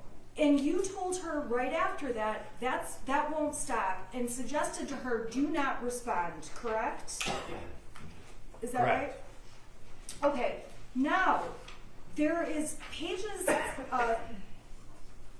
8 through, after page 8, okay, there's a number of screenshots, okay, that you begin sending on page 11, okay? And so on page 11, you send 1, 2, 3 shots. Those are threats you found on her Facebook to make her aware of those, correct? Correct. Okay, so then we go on to page 12. There's 3 more screenshots you sent to Jennifer showing her 3 more threats. Correct. Then going down, okay, and I think the jury is getting this, page 13, 14, 15, and 16 all contain more individual threats against Jennifer, correct? Correct. And it's fair to say at that point, you knew people were threatening her and her husband. Yes. On page 16, you say, I can't. Hold on, objection. If you can't even see them on the screen, how is this witness able to say correct to her affirmative question, this is a threat? The witness needs to say whether or not, one, he can read it. If he can't read it, does he remember it independently? Because that's important to know. Your Honor, if I knew this was going And to even can counsel read it? Okay, yeah, ask the question, and, yeah, ask him the question. Okay, my question is, those messages that you provided to Jennifer were to show Jennifer specific threats that you could see on her Facebook page, correct? I would say they were that what was going on, bad things being said, anything like that along those lines. That just there were a lot of people saying horrible things. So some of them may not be a specific threat, but it's horrible things, correct? And overall, the things you are sending to Jennifer Crumbley, you, in your mind, want her to stay safe, correct? Correct. In the moment when you're sending her these texts, you are worried about her safety. Making her aware of what's going on Okay. in the community. And Or on Facebook. there was so much bad stuff, so many bad messages and threats and whatever else that you said to her, Objection in the form can't. of the question, so much bad stuff, threats, whatever else. Yeah, ask, Unless he has personal knowledge, that's no problem. yeah, Well, ask we him the just had question. him testify about the personal knowledge, so Okay, so you saw there's negative things in the press, there's negative texts, there's negative Facebook posts, and you're sending some of them to her. Yes. okay. And it got to the point where you told Jennifer you couldn't keep up. Yes. There were that many. Yes. And again, on page 17, and I'm not going to go through each one, but on 17 through 27, okay? So over the next 10 pages of screenshots, you're still sending, I called them bad messages, which is Judge, vague. objection, she can't refer to them as anything. If you know, what are they? if What you are know? these? What are they, if you know? If there's screenshots I took off Facebook, it was things people were saying regarding them. But unless he has specific recollection, Judge, he can't testify without personal knowledge. It's basic rule. During that time, were you sending her screenshots of anything else? No. Thank you. Now, when you and Jennifer were talking, and if you need more context, let me know. I'm going to ask you about some specific things, but I've got the whole thread up, okay?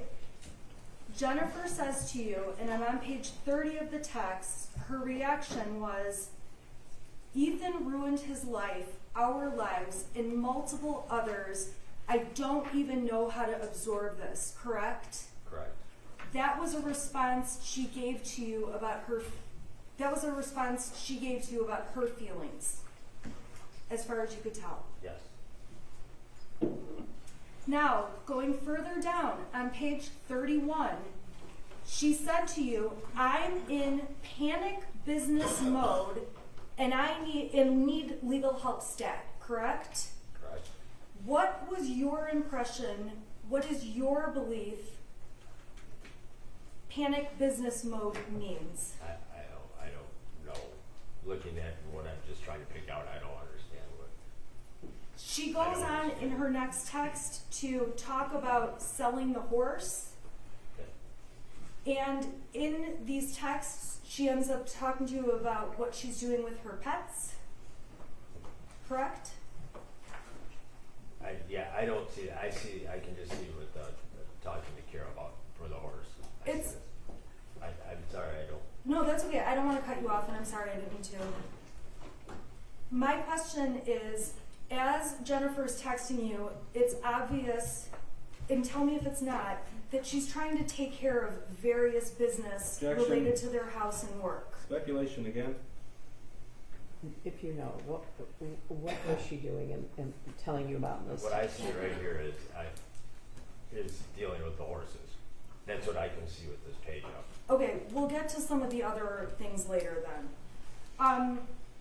Now, when she mentioned getting an attorney, on page 32, you specifically asked her to defend you two or Ethan too, correct? Correct. And her response to you on page 32 was Ethan. Correct.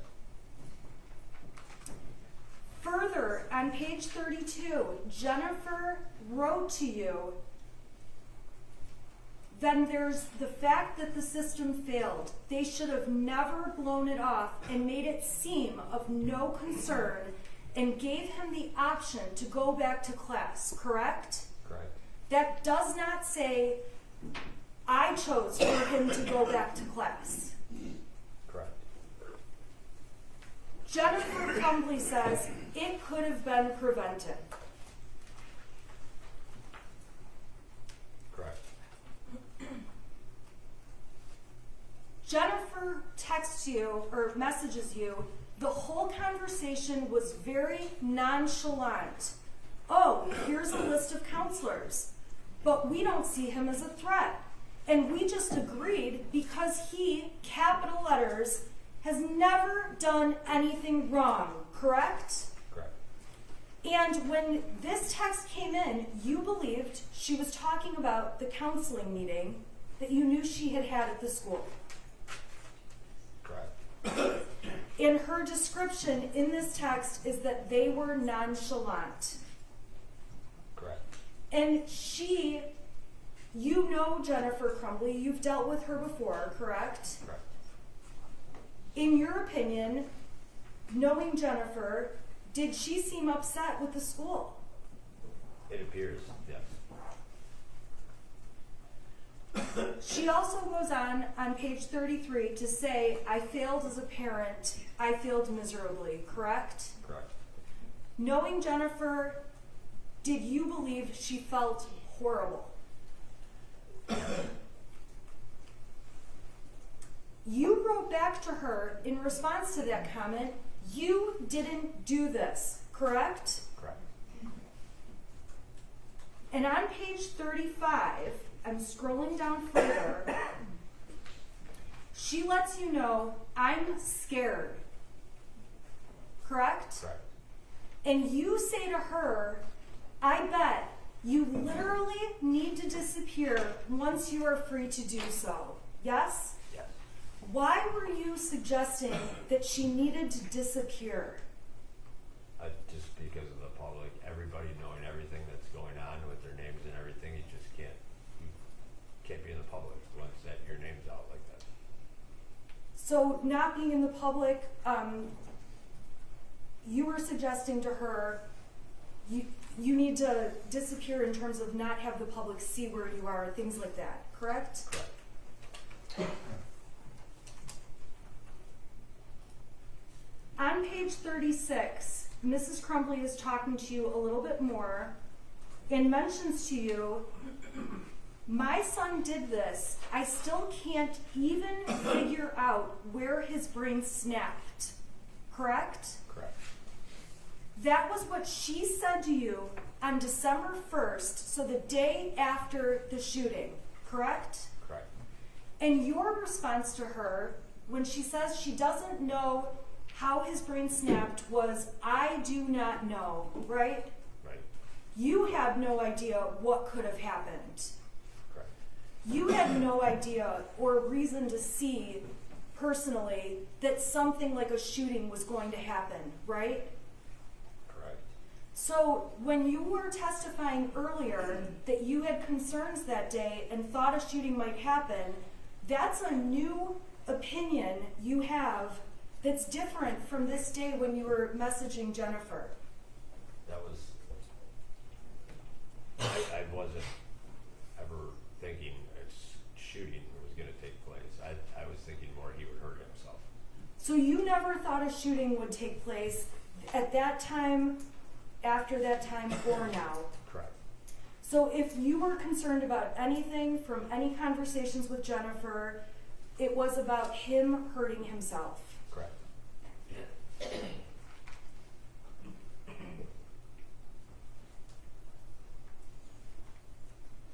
Jennifer goes on and she's talking to you further about her reaction to everything that happens. And on page 36, she tells you, I want to die. Is that fair? Yes. And on 36, you told her, be careful of anything you type on Messenger or text. It will all be subpoenaed and kept track of.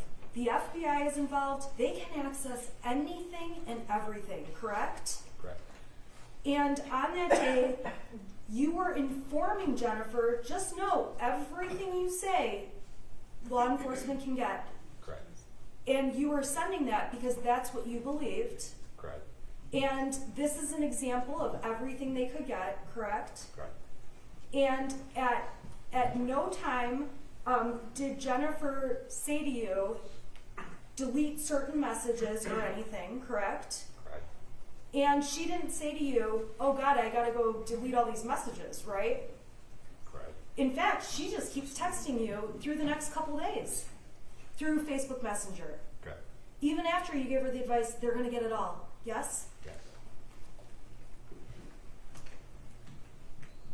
I'm going down to 39. And at 9:25 a.m. on 12/1, Jennifer Crumbley's told you that he is being arraigned and tried as an adult. Watching it now.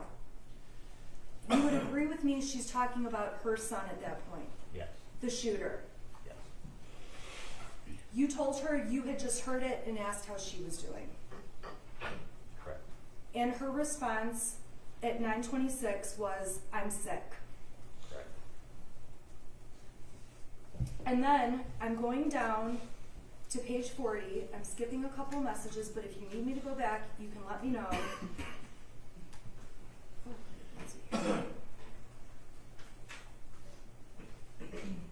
Trying to find a place to stay right now. Jennifer sent that to you at 9:47 in the morning. Yes? Yes. And you would agree with me that when she sent you this text and said trying to find a place to stay right now, you knew she could not go to her home. Correct. And you also would agree with me that this was at a time when there was lots of threats, as we've discussed. Objection, again, specificity, and we've already talked about this. There was negativity. There was lots of negativity, correct? I think that's a determination for the jury to make. Looking at the evidence.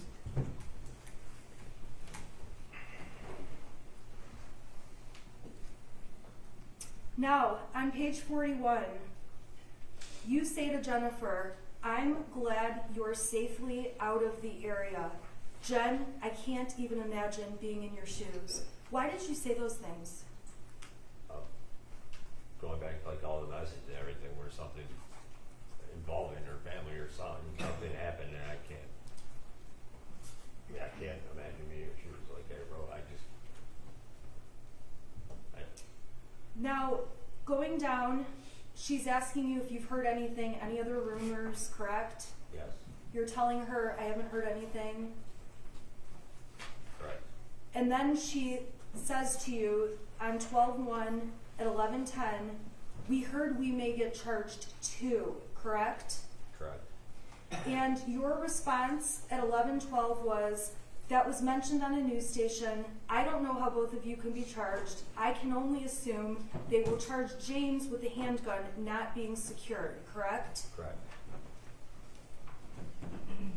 Now, at that point, there was a message that was unsent that said, we had the string lock on it, came with the case, correct?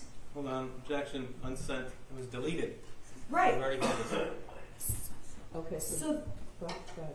okay, so the message she sent you that was deleted is we had the string lock on it, came with the case. Correct. Okay, so Jennifer's representing to you, we had the gun locked. That's the message I'm seeing now. I don't know. Okay, I don't. that's the message you're seeing now, Correct. and that's the message the prosecution is saying she unsent you.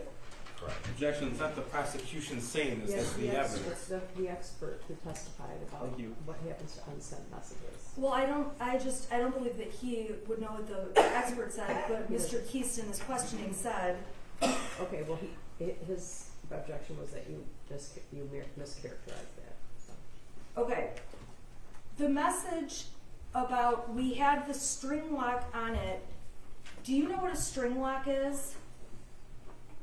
There isn't a string lock, but I know what was being referenced to it. A What- cable lock was being referenced. A cable lock? Correct. So the message to you does not say, oh my God, the gun was unlocked, right? Correct. Even if she unsent the message to you and you never got it, the message says, we had the string lock on Yes. it. Delete it again. It's mischaracterizing the evidence.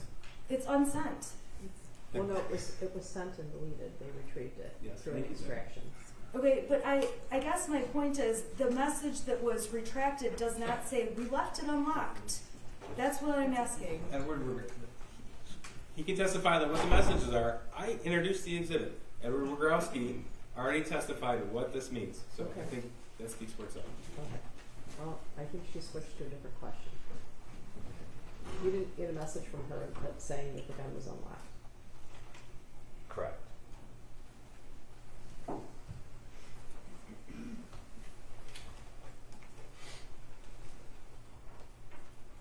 On page 44, there's another message that appears to be deleted.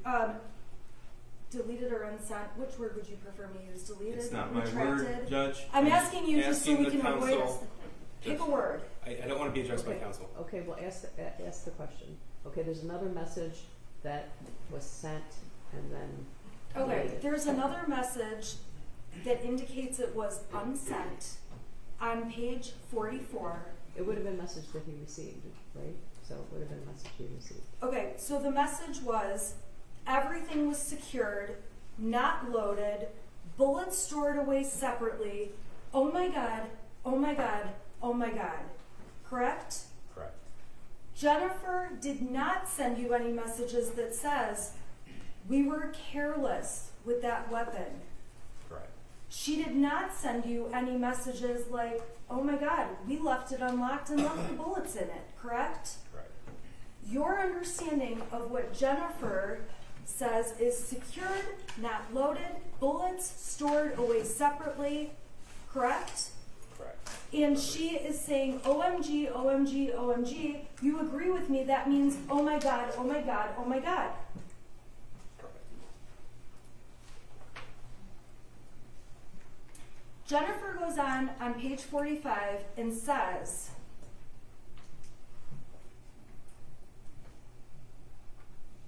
there's an unsent message at 12:42, okay? And so the next message has the unsent message, and it reads, Judge, I hate to keep doing this, but it's mischaracterizing the evidence. Yeah, it was sent to him and he received it and then it was later deleted. I guess I'm not understanding this unsent thing. Okay, so there's a message Jennifer Crumbley deleted But it was first sent that was first sent. and then it was extracted. So it's extracted, it was ultimately deleted. That message says, oh no, I'll never be okay. I lost my son and he's a murderer and I'll forever have to live with the guilt of that, correct? Correct. And she says, I'm not even sure life is worth living anymore. Correct? Jennifer Crumbley, at this point, from knowing her and receiving these texts, feels, from what you know of her as a person, you would believe she feels really, really, really awful. Speculation. Well, it doesn't stand for speculation. I asked him from what he knows of her. Still speculation. Jennifer also texted you, messaged you. I think the jury can draw conclusions from that. I have nothing left to live for. B was it. And I take it to mean he was it. I have nothing to live for. He was it. Does that message make sense to you? Yeah. Yes. What is your understanding or belief about it?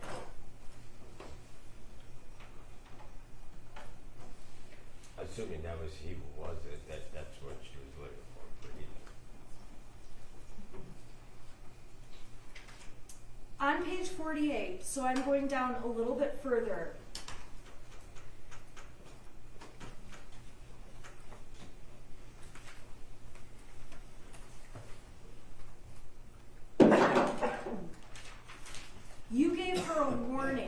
top of that page, about anyone that goes to your house will have their pictures, license plates, and identity plastered all over social media.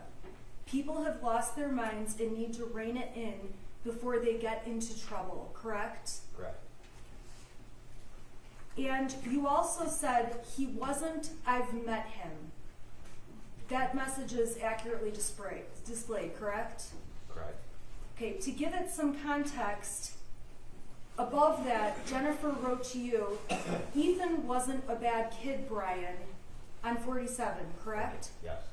And when you say he wasn't, I've met him, that's because you've met Ethan, correct? Correct. And you knew about Ethan from talking to Jennifer. Yes.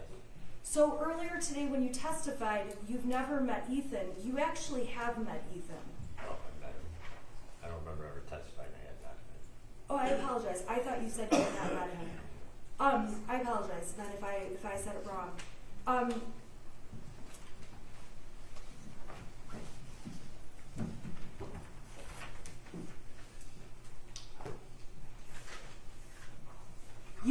You continue on and say, I can't condone or justify what he did, but I do know that he wasn't a bad kid, correct? Correct. So from what you know from Jennifer, prior to any of this, she had never complained to you that he was a bad kid. Correct. She had never complained to you that he had any kind of mental health issues or suspected mental health issues. Correct.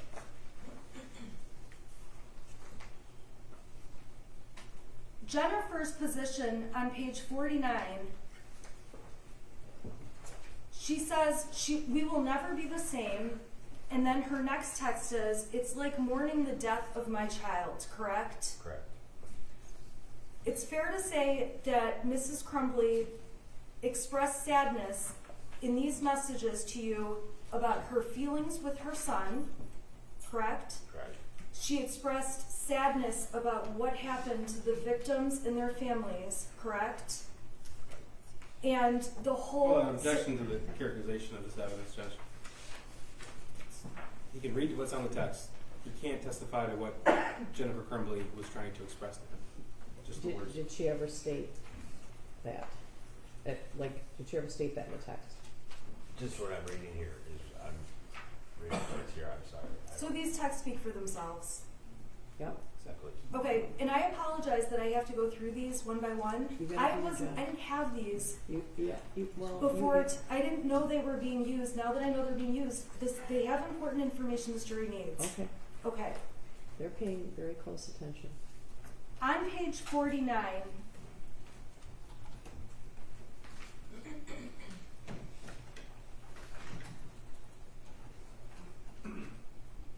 Jennifer tells you, don't apologize, Ethan's life is over. I need to focus on saving ours. Staying out of jail and not going into a financial hole, correct? Correct. And then she says to you, I really need my giving phone back. Correct. Knowing Jennifer, having texted with her many times, she meant fucking phone, correct? Objection, again, Judge, you can't speculate. Well, he doesn't know. I don't know. Okay. You respond to her, yes, you support her in this, yes, you really need to focus on you, capital letters. Nothing you do and no attorney is keeping him out of multiple life sentences. You need to get an attorney to defend yourself, correct? Correct. Then you say you don't know how or what they'll charge, but they will try. Correct. And she says she's working on retaining an attorney. Correct. Now, she mentions to you on the bottom of page 50, they're saying involuntary manslaughter, correct? Correct. This is on December 2nd at 1:30 in the afternoon. Or, you know what, I'm sorry, 1:30. Is that correct? It's morning, isn't it? I believe that's it. Oh, I'm sorry, you're right. So it's at 1:30 in the morning. Jennifer says they're saying involuntary manslaughter. Yeah, The time is not correct. I'm sorry, the 1:31 p.m. is at UTC, right?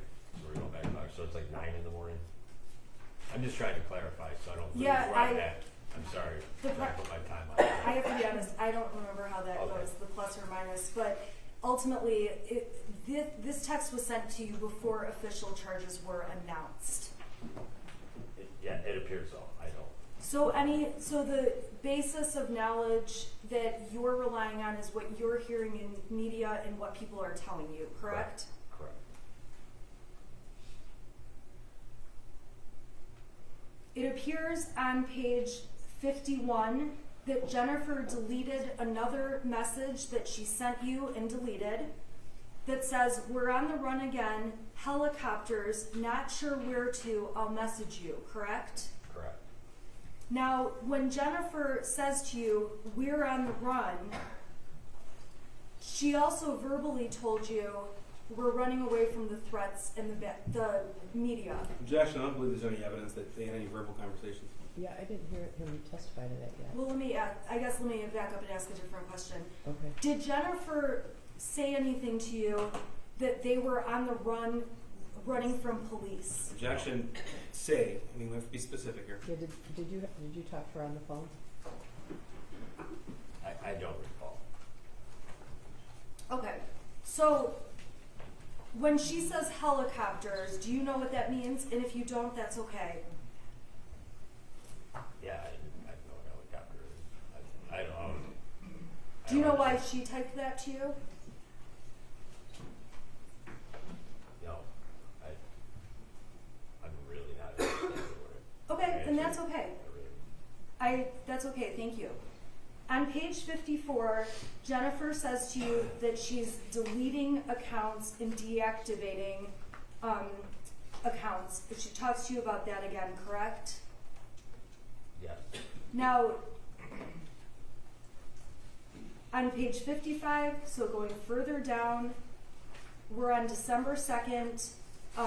Later that morning, I'm going in order in terms of your testimony. Does that sound fair? Yes. Okay, so going down more, on page 55, we can agree that Jennifer told you she just got into her email and there's so many death threats and hate. I literally just want to die. That's what Jennifer says to you. It says on here at 12/2/21 at 5:23 p.m. U2C+0, correct? Correct. This is before the charges against Mrs. Crumbley were announced.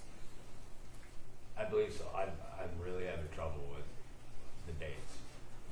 What day is this compared to shooting? I'm sorry. I'm getting a little No, jumbled. that's okay. The shooting was on November 30th. 30th. Okay. Okay, and we're talking now It's 2 about days after. we're talking now about December 2nd. Okay. And then 2 days after. just to make sure you have the context, on December 3rd, that was the day the press conference was held and Jennifer Crumbley was charged. Okay. Okay, so does that help Yes. keep it straight? Yes. Okay. So she tells you that she got in her email. Okay, then the next thing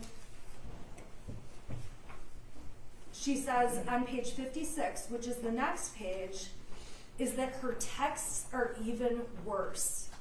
Correct? Correct.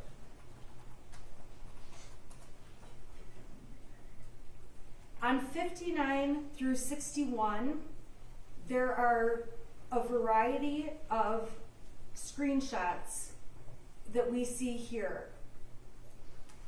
Did you see those as I went through on page 57? Yes. I don't know. I can't see what they are, but I see you showing me screenshots. That was going to be my question, and if you don't know, just tell me. Do you have any recollection of what those were? I do not. On page 59 through 61, you send a variety more, it looks like screenshots. You don't remember what those specifically were, correct? Correct. Any messages that you were forwarding were negative towards Mrs. Crumbley. Is that fair? I don't know what these are.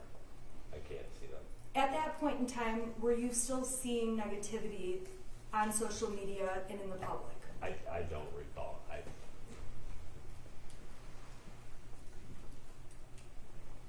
on page 62, Jennifer says, I need people who know us as parents to be behind us more than ever, correct? Correct. She never said something to you like, I need you to lie for me, right? Correct. She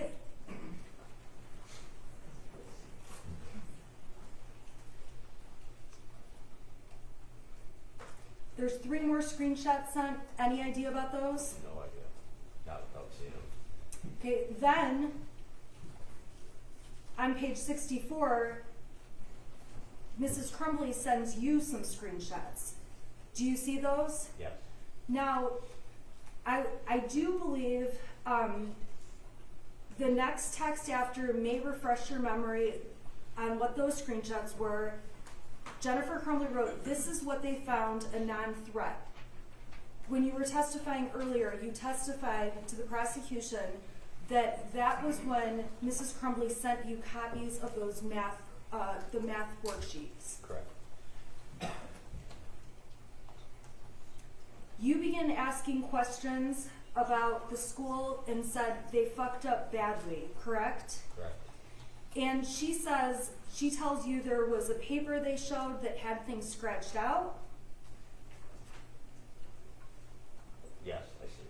Okay, and towards the bottom of the page, Jennifer Crumbley says, and this is on December 3rd at 12:17 UTC +0, no, counselor and dean were in the room. They have us counselors' names to call, but said they didn't see him as a threat and he could stay in school, which he wanted to do. His fucking backpack was with him. Why didn't they search it? That's the text you received from Jennifer Crumbley. Correct. At that point, and at no point, you didn't say anything to Jennifer like, this is your fault, correct? Correct. It was unfathomable that something so awful would happen. Yeah.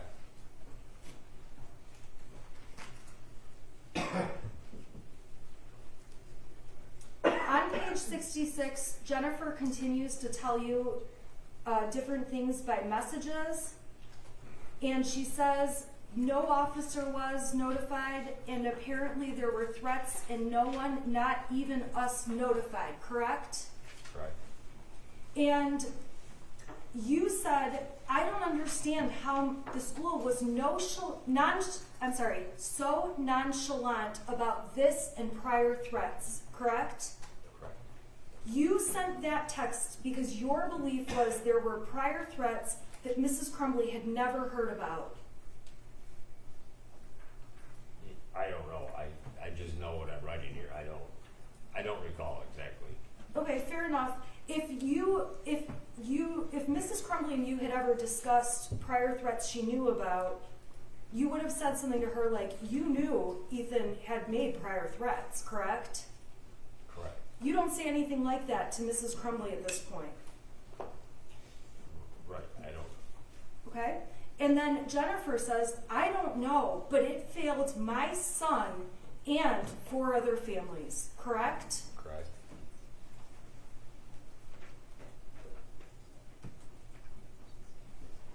And then she says at the end of that page on 66, yes, but my child is alive, and he was responsible for, in capital lives, the loss of lives. Correct. I'm sick. Correct? Correct. On page 67, so I'm just going down further, he told you his eyes not right on his mugshot. That's not, in capital letters, my son. Is that correct? Correct. You responded, I said the same thing. That does not, in capital letters, look like Ethan. Correct. Why did you say that? I I'm gonna say because it doesn't look like pictures of Ethan I've seen. Okay. That's all I can say. At that point, were you feeling shocked in any way? I was shocked about the whole thing. I can't.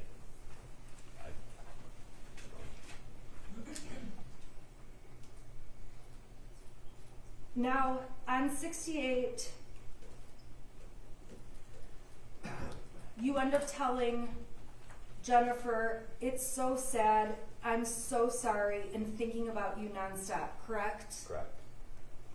It's fair to say that you wrote that because you were so sad, you did feel so sorry, and you were thinking about her, and everyone, everything that was happening nonstop. Yeah. Jennifer responds about how she's doing when you ask her, are you even sleeping, correct? Correct. And she says no. You say, I figured, correct? Correct. Okay, I'm on page 69 now. She says, I haven't slept in 3 days, and I have been eating the same quesadilla for 3 days, correct? Correct. You told her you need food and sleep, but I'm sure it will take days before you can do either, correct? Correct. You said that because you could tell the person you knew felt really bad. Correct. Jennifer then says, I'll have plenty of time on jail, correct? Correct. You know Jennifer to be a sarcastic person, correct? Correct. You would agree with me, and if you don't, please let us know. That was a sarcastic remark on her part. You can't agree with that, Judge. It's speculation. Do you know? I don't know. Like reading this. On this date, back on December 3rd, you wrote, your attorney will prevent that. I'm still very pissed off at the prosecutor and system for charging you two. They are doing it to appease the public. That's called a witch hunt, not justice, correct? Correct. And to that, Jennifer replied, I'd rather die than go to jail, correct? Correct. Not the first time throughout this thread she said she wants to die. Correct.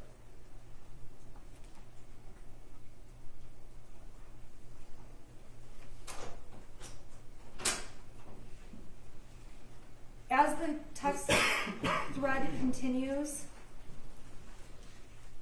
on page 72, I'm going down, but again, if you need me to slow down, let me know. Although we're going slow. She said, you've helped us a ton, just being a friend and not judging has helped. Your remarks within those text messages, messages not text, was I'm trying my best. That's what real friends do, correct? Correct. At that point in time, on December 3rd, 2021, you would characterize yourself as real friends with Jennifer Crumbley. Correct. And James Crumbley. Correct.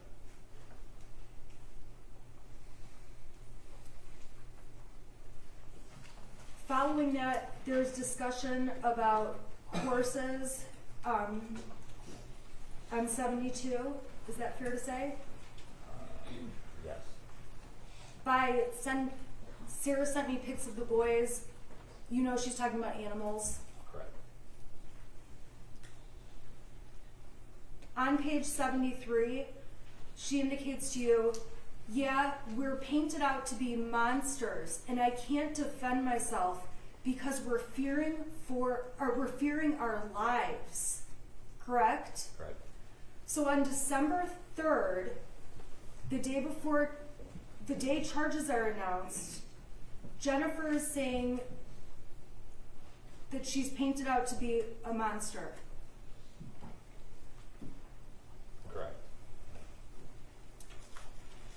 You end up responding to her, and I have to ask, is this sometime in the afternoon? Are we asking these messages right here? Yeah, I'm asking, what's your memory of when these messages were? Well, it showed almost 2 p.m., so I'd have to back that up 5 hours, correct? I don't know how to do the UTC. I know it's 5 hours, and I'm not sure how that does that. So it Because I would, put that at 9 in the morning. okay, I well, don't know. it's sometime that day, and obviously the times, we can sort those out later. Okay. They're on the text, right? Yes. on the messages. And you said you have more support than you think, but right now, anyone who publicly defends you and James gets exposed, crucified, and threatened. I've been defending you and explaining to anyone who contacts me privately, correct? Correct. You were defending her knowing that there was a lot in the media and things people were saying that are not true about Jennifer Crumbley. Objection to the vagueness of the question, Judge. Well, I think you kind of put words in his mouth. That too. I guess I'll ask you, why did you say that you felt like anyone who publicly defended her and James was exposed, crucified, and threatened? What did you mean by that? That it was such a horrific incident that nobody can possibly stand up for anything that has to do with other than the loss of lives and anything. That's the only way you can say anything about that. You can't try doing anything any other way about that. So it's fair to say you certainly didn't want to make public statements that you were friends with Jennifer, correct? Correct. And at that point, Jennifer says, I know, thank you, I don't want anyone in danger, correct? Correct. And further down, I'm on page, let's see here, 74. This is at December 3rd, 2021 at 2:36 p.m. UTC plus 0, so we'll calculate that out later. At that time, she says, not yet, waiting on my lawyer, correct? Correct. Now, that was in response to your question, have they advised you of all charges? Have they issued warrants, right? Correct. So her response, not yet, waiting on my lawyer, that was the response she sent to you. And at that point, you wrote to her, follow his or her advice carefully. Do not fuck yourselves. Be careful, Jen, and my thoughts are with you. Why were you telling her not to fuck herself? Just to make sure she followed legal counsel advice. And Not to do anything else. from all of the messages you had with her or any communications, Jennifer Crumbley never said to you, I don't plan to follow my lawyer's advice, correct? Correct. Jennifer Crumbley never said, I'm going to lie about things. Correct.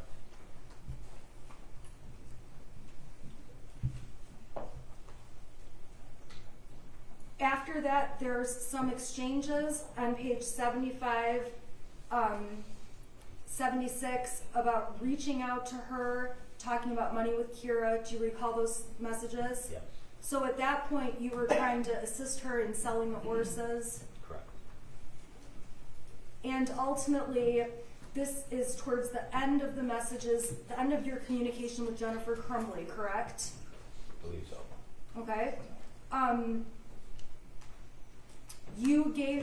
She gave you lawyer's number, and then there's a phone number. If we need to do any type of legal sale of the horses that Kira needs, I can't get into my house to get the papers, correct? Correct. You tell her I'll put it in my phone, meaning you'll put the lawyer's number in your phone. Is that right? Correct. So at that point, you did save the number for the lawyer in your telephone. Is that a fair statement? I don't know. Okay. You said you were going to do that at 4:13 and 35 seconds UTC plus 0 at whatever time that is, correct? Correct. You told her I'll message her as soon as I get home. Do you want to call me? And she says to you, send me your number, correct? Correct. At that point, Jennifer did not have if you know, and if you don't know, you can let me know. Do you know why she was asking you for your phone number? I don't. The last message you got from Jennifer Crumbley was on December 3rd, 2021 at 5:57 and 25 seconds UTC plus 0. That was the last message you heard from Jennifer Crumbley. Okay, Is that correct? I don't know, I can't see what, yes, Would it be fair to say that the last message you sent to her was this last message we see on the thread? Any chance that your neighbor can get the papers for the horses? I can sign them. Kira seems to really want those purchases. yes. I have to ask you just a couple of quick questions about your relationship with Mrs. Crumbley. When you and Mrs. Crumbley spent time together, most of the time, what part of the day was it? Morning. Was it mornings of work days or weekends, if you know? Work days. Okay, and I am sorry to invade private details, but approximately, did you have a usual time that you would see each other? I don't recall normal time. Okay. During those times, you're not aware of where Jennifer Crumbley's son would be? School, I don't. So it would be fair to say that times you and Jennifer Crumbley were together were when her son would have been school days, correct? Correct. In terms of the extent of your relationship, were there many trips or overnights or things like that? No. That if it ever did happen, was very minimal, correct? Correct. And at the end of the day, despite the fact that you and Mrs. Crumbley may have had an affair, you never believed that Mrs. Crumbley didn't care about her son, correct? Correct. Her relationship with you was very separate from her relationship with her child. Correct. And the amount of time that she spent with you was very minimal compared to the amount of time you knew she'd be at home and with her son and doing other that's things. speculation unless Well, he yeah, has a we lot have- of details. Yeah, that, he didn't say that, so. Okay, I can ask a better question. Throughout the days, while you and Mrs. Crumbley would talk to one another, you would frequently tell each other what you were doing as the day went on, correct? Yeah. I guess overall, during a typical week in 2021, how many times would you say you would see Jennifer Crumbley in person? Once, maybe. I don't know. Okay, so I we're think not, I'm in 21. so we're not talking every day or anything like that, correct? Correct. I have no further questions. You're correct. Thank you. Why did you stop communicating with her? As soon as I saw in the news that that the warrants were issued and they were being apprehended, but not They're not turning themselves in? correct.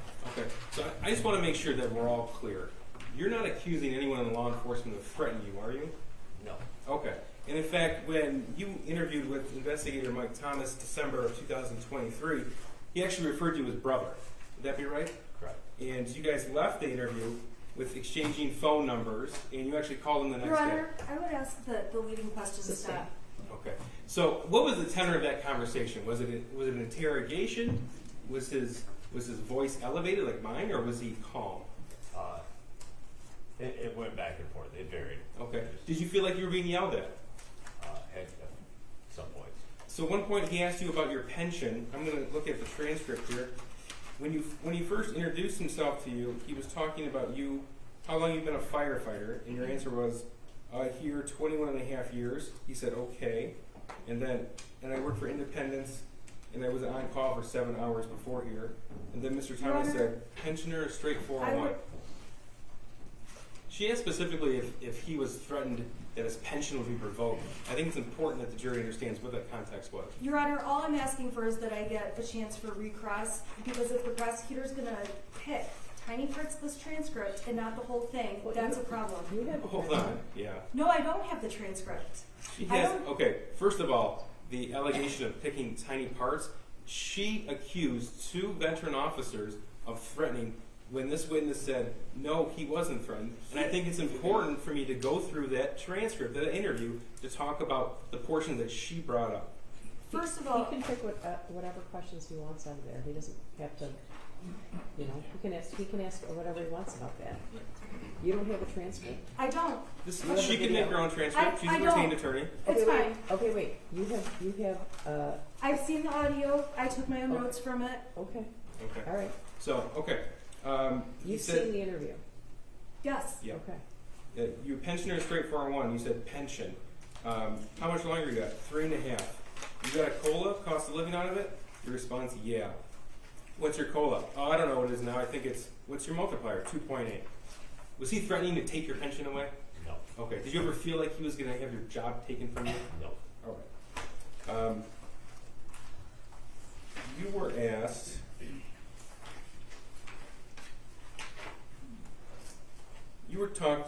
Mr. Thomas asked you about the importance for the truth.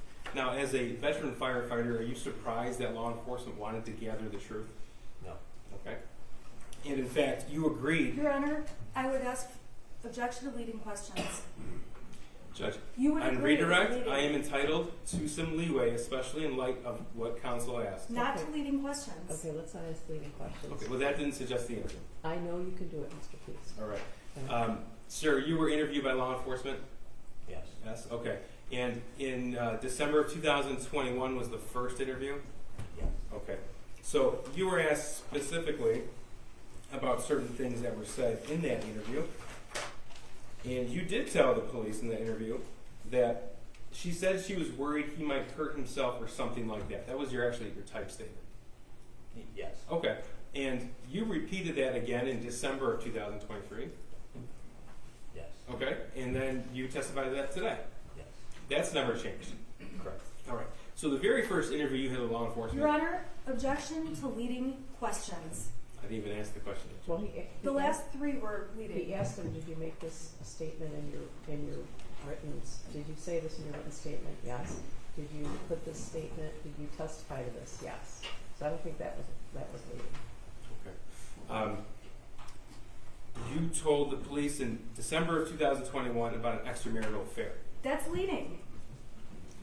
What did you tell the police about your relationship with Jennifer Crumbley? Correct. What did you tell the police? Extramarital. Okay. Did you give all the details? No. Okay. Did you tell the police how many times a week you would meet her? No. Okay. Did you tell the police about trips and specific times during the week? No. Okay. Now, why didn't you give all of those details in December of 2021?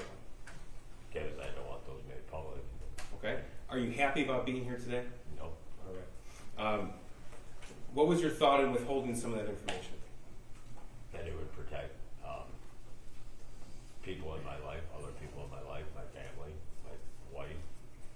I imagine you've had some conversations since that time. Yes. Did you know how Jennifer Crumbley parented? No. Okay. Was that ever a topic of conversation? No. But you do know that you met her in a Costco parking lot across the street from her employer. Is that right? Yes. Okay. And that would happen, as counsel said, during the work days Correct. and during work hours. Correct. Okay. And you don't recall how often that would happen, but was it a regular thing? Yes.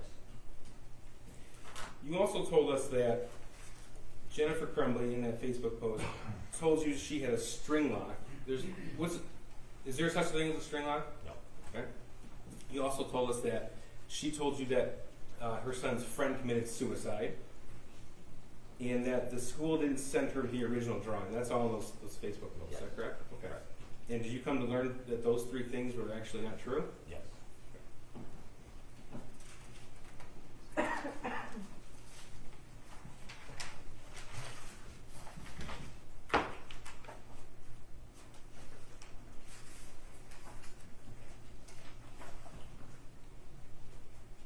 Now, did Jennifer ever tell you the details about that meeting with the school?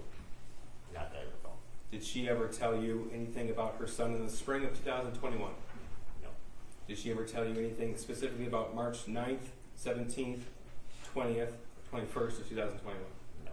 Did she ever tell you about anything with her son's life in April of 2021? No. Did she ever tell you anything about her life in June of 2021? No. Okay. Did she ever tell you that she didn't have to be at a meeting later in the day on November the 30th, 2021? in fact, she was able to leave work to meet you when it pleased her. Yes.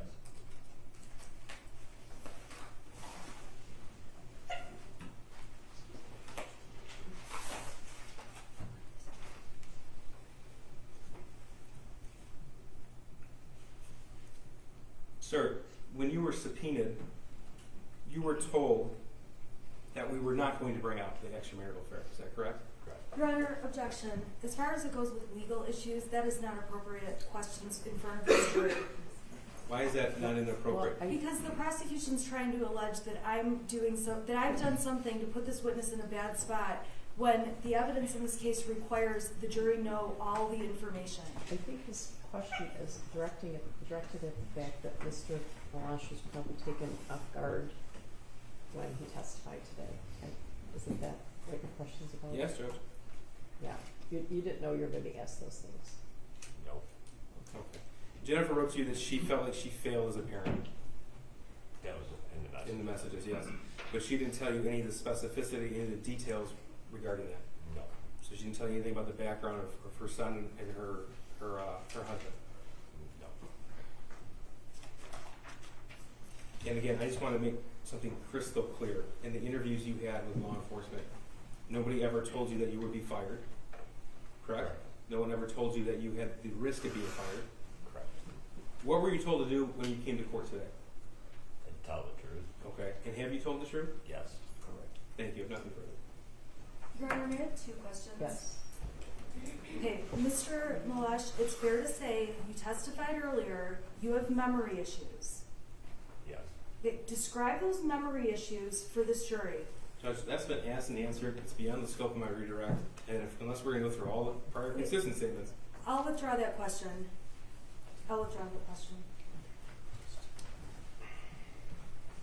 Earlier when you testified, and this is my last question, you did say you had feelings that there was pressure on you about certain areas of your life being affected by your statements to police, Hold on, correct? Judge. That's mischaracterizing the testimony. He's testified multiple times. He was not threatened. Okay. Well, she didn't ask that. I She asked- has asked that. Well, I you did know, ask that. I've gotten a little bit of inconsistent. I don't know if it's testimony or vibe from you. Did you at any point, you said the police didn't threaten you, but There were veiled threats. well, I asked that. Did you feel like there were any veiled threats? He said yes, but he didn't tell me what those were. So, you know, did you feel pressure to tell the police some things, and if so, what were those pressures? You said that your job wasn't threatened. Yes, Your Honor. Can I specify what I was trying to do to clarify? Please. I was trying to clarify. I felt I was guarding myself in my statements, and the investigator was pushing it and inferring that this would all get out, which it has now with Okay. what was going on. He didn't threaten my job. He was asking questions that were professionally related. Because I know he was trying to establish some sort of rapport with me because he worked in law enforcement, so he was asking about pensions. He did get more aggressive with it, and it was threatening as in personal information getting out about me out in the open to the public and stuff. Okay. I shouldn't say stuff, but did that help? Okay. Do either of you have any questions based on that? I do. Okay. Did he ever tell you to say something that wasn't true? No. Okay. You were told to tell the truth. Yes, sir. Thank you. Anything else? You were asked questions repeatedly. The same question over and over, as we've done in this courtroom today. Correct? Thank you. All right. I'm going to let you step down and you're excused.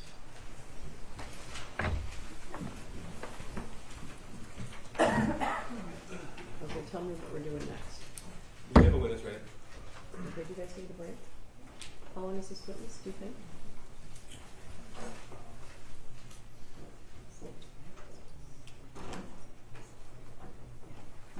I'd say the direct is about 30 minutes. Okay. All right. All right. I'm going to excuse you until 4 o'clock. And we're going to come back, okay? All right, for the jury.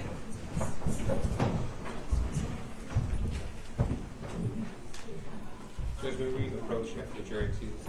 Yeah. I want to ask you something too.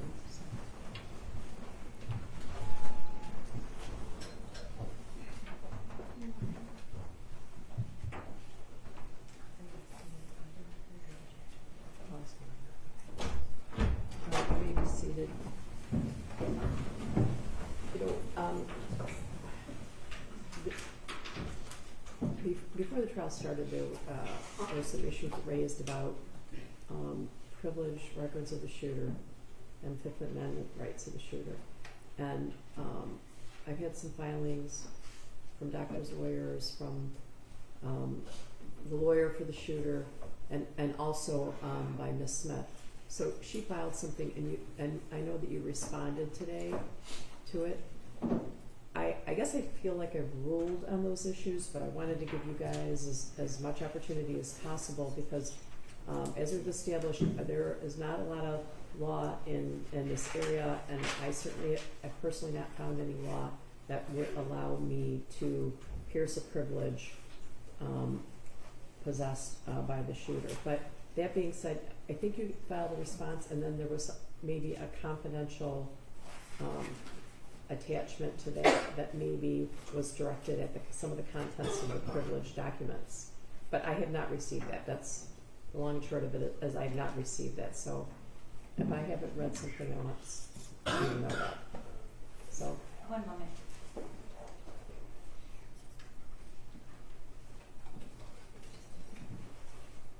Just we can check on the status. It was being Okay. sent by Mr. Williams. Okay. Okay, so what else? You wanted to approach about something? Yes, sir. Okay.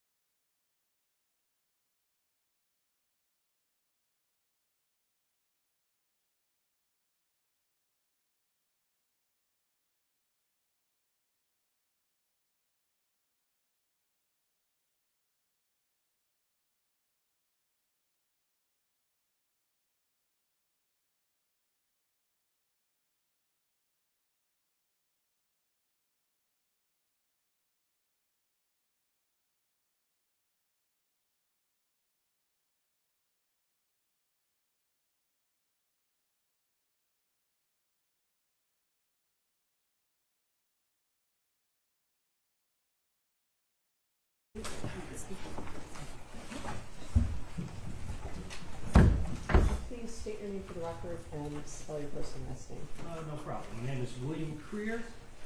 William's common spelling. Creer spelled C-R-E-E-R.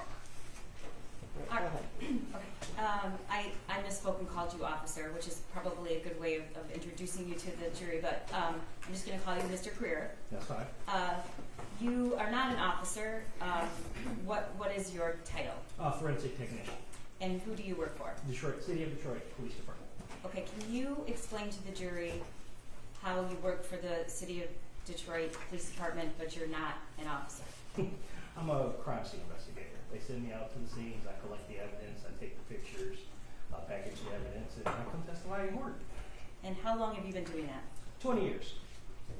So is your title forensic lab tech? No, just forensic technician. Okay. There's a difference. Lab techs actually the people that test the evidence I collect. I just go collect the evidence. Okay, you don't work in the lab. No. Okay. So is it correct to say that you're a civilian working for the police department? Yes, ma'am. All right. I want to direct your attention to December 3rd of 2021. Do you remember that day? Yes, ma'am. Were you working? Yes, ma'am. Were you at some point dispatched to a building with the address of 1111 Bellevue in Detroit? Yes, ma'am. And were you made aware there was a search warrant being executed at this location? Yes, it was. Okay, how many times have you, roughly can you estimate, gone to a crime scene and collected evidence? A lot. Okay, what's Would the actually number more than 1,000. Okay. Did you go with anybody or were you by yourself? I had a partner that day. Okay, and what was your partner's name? Forensic technician Stephanie Sparks. What were your initial thoughts as you headed to the location? When my partner and I were heading to the location, it was just a normal search warrant. Collect a picture, take pictures, collect the evidence. And then when we arrived at the scene location, we saw the media cameras. And that's when we figured, okay, this is going to be a little bit more than a normal search warrant. Okay. Who did you speak to when you arrived on scene? Lieutenant Hall. And why Lieutenant Hall? Because he was the highest ranking officer at the scene when we arrived. And when we got the request over the radio, he was the one that dispatched the officer dispatched requested for the scene to be processed. Okay. And what did he ask you to do? When we arrived at the scene, we went into the building, and that's when we were made aware that this was regarding the Crumbley case and how we were going to execute the search warrant. Okay. Is it correct to say that you process the scene? Is that how you would describe what you do? That's exactly how it was described. Okay. And when you process the scene in some crime scenes, does that mean something, the depth in which you perform those duties, does it differ depending on what the law enforcement wants you to do, or is it the same every time? We work hand in hand with law enforcement. Officer in charge usually goes in or has already secured the scene with the other officers. By the time we arrive, they have an idea of evidence they want collected. When we arrive, we do a walkthrough with the officer in charge or the detective, whoever is the highest ranking officer on that particular scene. We do our walkthrough. He points out evidence that's important to be collected. While we're doing our walkthrough, my partner or whoever I'm working with that day will point out items that we believe might want to be collected. And then at that point, we start taking pictures, documenting the scene, and collecting the evidence. Okay, so do you only collect the evidence they point out you need to collect this, or do you determine based on your own experience what you should collect? And how do you ever collect anything that's not visible when you first walk in and law enforcement directs you to? After we do a walkthrough with the investigator, and then if they give us permission or we agree that we're going to do a more thorough search and we see some items that we might want to look at a little bit more thoroughly, then we will do an additional search of the scene. Okay, so the items that you find, does that sometimes does that lead you to the other parts of the scene that you want to search, or do you search only what the law enforcement tells you to? Again, depending on how things operate. In this particular scene, we use this particular scene as an example. They had already initiated their search. They had already found items they wanted. this point. They said, hey, if there's any additional items you two see or might want to go over, have at it. Okay, so you were given free reign of the entire room. Yes. Okay. Is it part of your protocol to just collect what you see out in the open, or do you actually do you conduct searches? We conducted search in this particular case, yes. Okay. Is that something routine, or is that unusual? It varies by scene to scene. Okay. When you walked into the room, what did you observe? Again, a search warrant had already been executed. We took our overall pictures of the scene. We saw, items that were already collected from or found by law enforcement. There was foodstuffs on the table, just as you directly in front of you as you entered the room. Mattress and clothes scattered around the room that had already been found. Okay. I'm going to show you pictures in just a moment, but I want to, with your permission, get a little bit more detail about the things that you first discovered. When you just said you saw some food stuff. Do you remember specifically what you saw? I believe bananas, jug of orange juice. I want to say maybe bottle of alcohol. I want to say possibly vodka. That's all I can remember off the top of my head. Okay. Did you see anything else that stands out to you right now? No. Okay. Okay. I'm going to show you well, before I do that, can you describe what did you think that room was when you walked into it? When I walked into it, I was an art studio of some kind. Okay. So I remember portraits and just art stuff around the room. All right. Tables, kind of reminded me of an art class or something like that. All right. Did you see anything else on the floor? I saw a mattress. And what did you think of that? Apparently somebody sleeping on a mattress. Well, I'm sorry. You It spoke. looks like somebody sleeping on a mattress. Okay. I'm not sure. I know I didn't ask you this. Did you have contact with Jennifer James Crumbley when you were searching the room? No, at the time, no. They had already been arrested and taken to open county jail. Okay, so you didn't see them. No. All right. All right. So I'm going to show Not you. at that particular time. Right. We're going to get to that. Okay. Okay. I'm going to show you some pictures, and then I'm going to pull out just 2 or 3 things just for demonstrative purposes for the jury. But these are photographs, exhibits 348 through 400.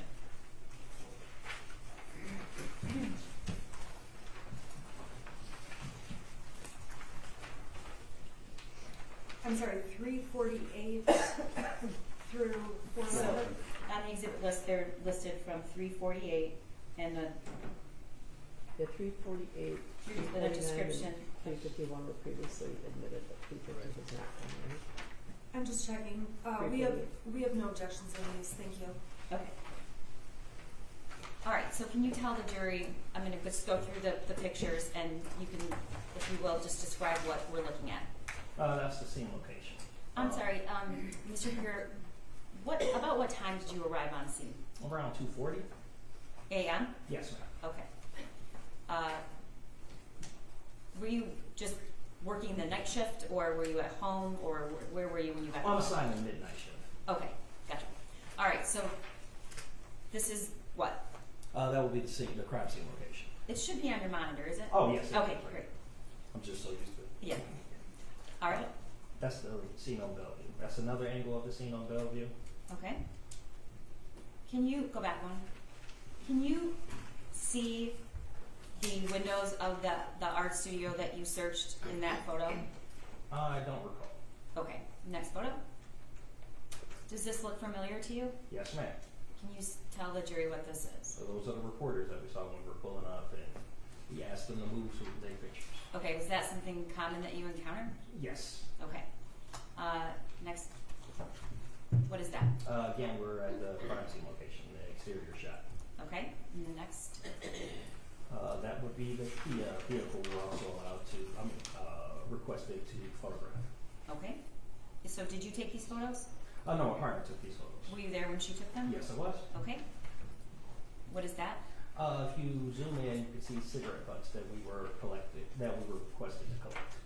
Okay. And what are we looking at? Looking at more cigarette butts were requested to collect. Did you know why you were requested to collect those? Because of possible DNA evidence. Okay. Next. What is this? That will be Suite 130, the crime scene location. So the art studio was Suite 130, or actually is 130 the art studio you searched? I'm sorry. 130 is the art studio. We searched the actual crime scene address was 1111 Bellevue. So the building was 1111 Bellevue. Yes. Okay. And the art studio was what? 130. Okay. What is this? That's inside Suite 130. All right, and the next picture? Again, we're inside Suite 130. These are overall shots of the entire room, so you get an idea of the items in the room and the room in general. Where, in relation to the door to the studio, is there one door or more than one door? There was just one door in and out of this room. Okay. Where in relation, in this photo, where's the door? The door is, from this angle, the door is directly behind and to the left. Okay. And the next? Again, we're kind of circling the room with overall shots. Okay. Again, the door is behind and at this point behind and to the right. Okay. What is this? Again, we're taking overall the room. The door is directly behind us, and we're taking a shot across the room. Do you see a mattress in this photo? No, but if you go back, I believe you can see the mattress there, at the bottom of the screen. The two drawers are on top of the mattress. Okay. Right. And the next photo? Again, that's the shot from across the room. The door in and out of the room is directly behind the part to take the photos. Okay. And the next one is 360. This is just a different view. Different angle. Is that the mattress there in the right bottom corner? Yes, ma'am. Okay. Did you put those drawers? Are those drawers? I believe they're drawers, and they were already there at the time that we arrived. Okay. And 361. And then you have a better photo of the mattress and the drawers. And the next. Okay, what is this? Now we're circling around with a photo of the mattress, a plaid object, and whatever cover that the mattress is resting on. Okay, in a minute we're going to get to the actual items individually, photos. But did you take pictures of those individually at some point? I will have to go through the pictures to make sure, I'm pretty sure we did. Okay. And what's your recollection? What is that when you said it's an item? Is it a blanket? Is it a piece of clothing? Is it something else? I believe it's a clothing, a plaid shirt. Okay. 364. What is this? Again, we're circling the room. As you see at the top right-hand corner, that's the table with the food items on it. You see the orange juice at the top right corner and a bottle of Coke. Bottom left corner of the room, you have a Snipes clothing bag. Okay, right next to the orange juice, that circular object on the counter there. What is that? Right next to say it again. There. Oh, those are solo cups Okay. And or plastic cups. 365. What is this? Oh, those are photos of the clothes that was inside the Snipes bag. Okay, can you tell the jury what those are? A few pairs of socks, a sweatshirt, and again you have the plaid item and the baseball cap that was in the previous pictures. Okay, and are the socks attached to anything?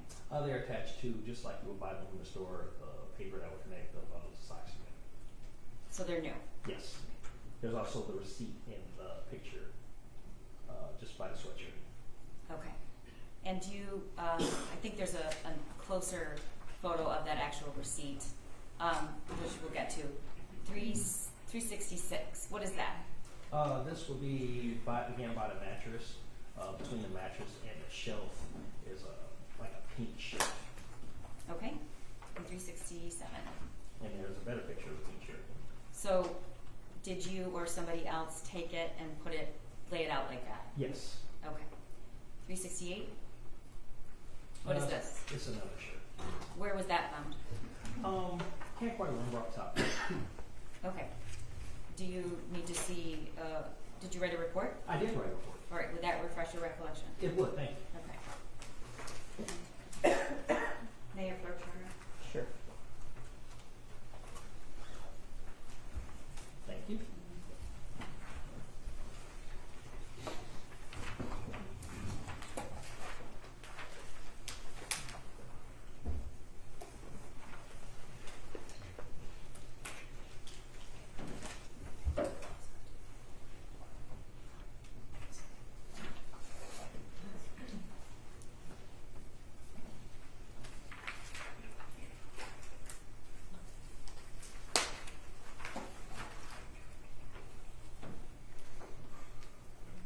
Yes, it was in one of the plastic bins.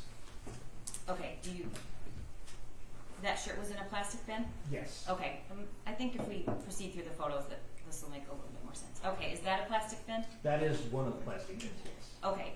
How many total plastic bins did you find items of interest in this search? I believe 2 plastic bins were during the entrance of the search. Okay, were they in the same place or were 2 different places? They were in 2 different places. Okay, where was that plastic bin? That plastic bin was along the north wall of the room, under the table with food items on it. Under the table, right there. Right there. And so, correct me if I'm wrong. Is the mattress on the other side of this table? The mattress is on the other side of the table, yes. Okay. Was the plastic bin found like that with the lid off and the backpack sitting up? No, we looked at it. It looked funny. Just out of place under the table. We moved it. The top was kind of ajar, and then that's when we found the bag in the bin. Okay. And we're going to get to the contents of what was in that backpack in a moment. Can you flip to 370? Okay, what is this? Again, that's the table with all the food items. All right, can you describe to the jury what you see, all the items there that are on the counter? No problem. You have the bananas, you have an orange container of orange juice, container of burners, a box of Special K, and a bottle of water, along with some solo cups or solo-like cups. Okay, I see some paper towel there. Yeah, there's a paper towel and a box of Kleenex. And Mr. Keese is going to sort of highlight some of the other items to ask you what those are, if you know. What is that? A box of, can't quite make it out. Okay, do you want to look at your report? Yeah, That thank you. refresh your recollection?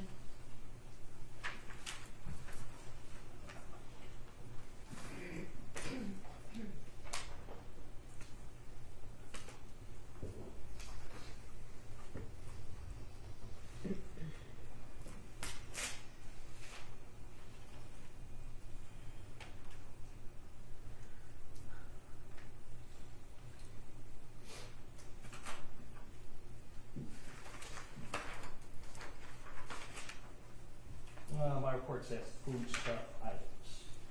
Okay. Food items, plastic cups. Okay. Papers, food items, plastic cups, and plasticware. Okay, so those are boxed something. Yes. Okay. If I told you that says Lara Bar on it, would you have reason to dispute that? No. Do you know what that is? No. Okay, they're granola bars. Okay. Or energy bars. Okay. Okay, so you've never had a Lara Bar. I've never had a Laura bar, no. Okay. What is the next item Mr. Keast is showing with the magnifier, if you know? Bottle of lotion of some type. Is it lotion or is it shampoo? I believe it was lotion. But Okay. What is that? I'm not sure. What does the bottle say? Remove? Minute Maid? Oh, you're talking about the plastic bottle behind? Yes. Yes. Yeah, that's a Minute Maid. Okay. And then there are 2 other cups right there. Yes. Is that the way you found it, or? That is exactly how we found it when we were Okay. All right. Next. This is what? That is, again, a plastic bin with a pink book bag inside. Okay. And the next photo? What is that? It's the plastic bag. We removed it from the plastic bin. I mean, the pink bag we removed from the plastic bin. Okay. What are the items to the left? Those are items we started removing outside of the plastic bin. Okay. I mean, pink bag. And what did you describe to the jury what you found in the pink backpack? In the pink backpack, there was a second bag and various clothes. What kind of clothes? Intimate clothes, underwears, etc. Okay, men's underwear or ladies' underwear? Ladies' underwear. Do you know how many pairs? About 4 pairs, if I Okay. recall correctly. And that gray item next to the pink backpack to the upper left, what is that? That's just another bag that was inside the bag. Okay, and 373? What is this? Again, we have another angle of the pink bag, the gray bag, and a pair of pants that was also inside the bag. Okay, and 374?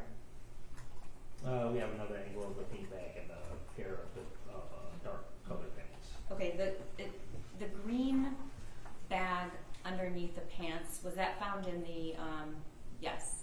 Was that found in the backpack? Yes. What did it have inside of it? I don't recall. Okay, I'll hand it to you in a minute. Okay. Next slide. Again, we have a picture of the brand of pants, the fact that they're stretch, and the size on the tag under the false boot. Okay. And the next slide. What's this? Again, we have more of the intimate items, intimate clothing items, and a plastic bag with, That's a business card? yes, Okay. And what's next to it? several pills inside the container. I believe they're caffeine pills. All right. And the next picture? Again, we have a closer picture of the business card and the pills. Okay. And then 378. What is this? It was an ointment container and an injectable medication of some kind. And where was it found? It was all of that was in a plastic bag, which was inside the pink book bag. Okay. Were you able to determine whether those were for human beings or horses? For horses. Okay. And the next slide. We have another picture of the intimate female clothing and more clothes. And Okay. also the green bag that you asked about earlier. Okay. What is this? It's a key card And what is, for an extended stay in America. okay, where'd you find that? It was inside of a jacket over the chair. If you go back, way back at the beginning of the pictures, you will see a black jacket over the chair. Okay. And the next slide. What is this? This is inside of a garbage can. It was near the table with food items on it. It's a whiskey bottle. There was a few pictures before that I didn't see us go through that showed what the garbage can was in relation to the table with food items. Was the bottle empty or did it still have something in it? I believe it was in. Okay. Next slide. What is this? It's a receipt from Rivertown Market. And what does the date and time say?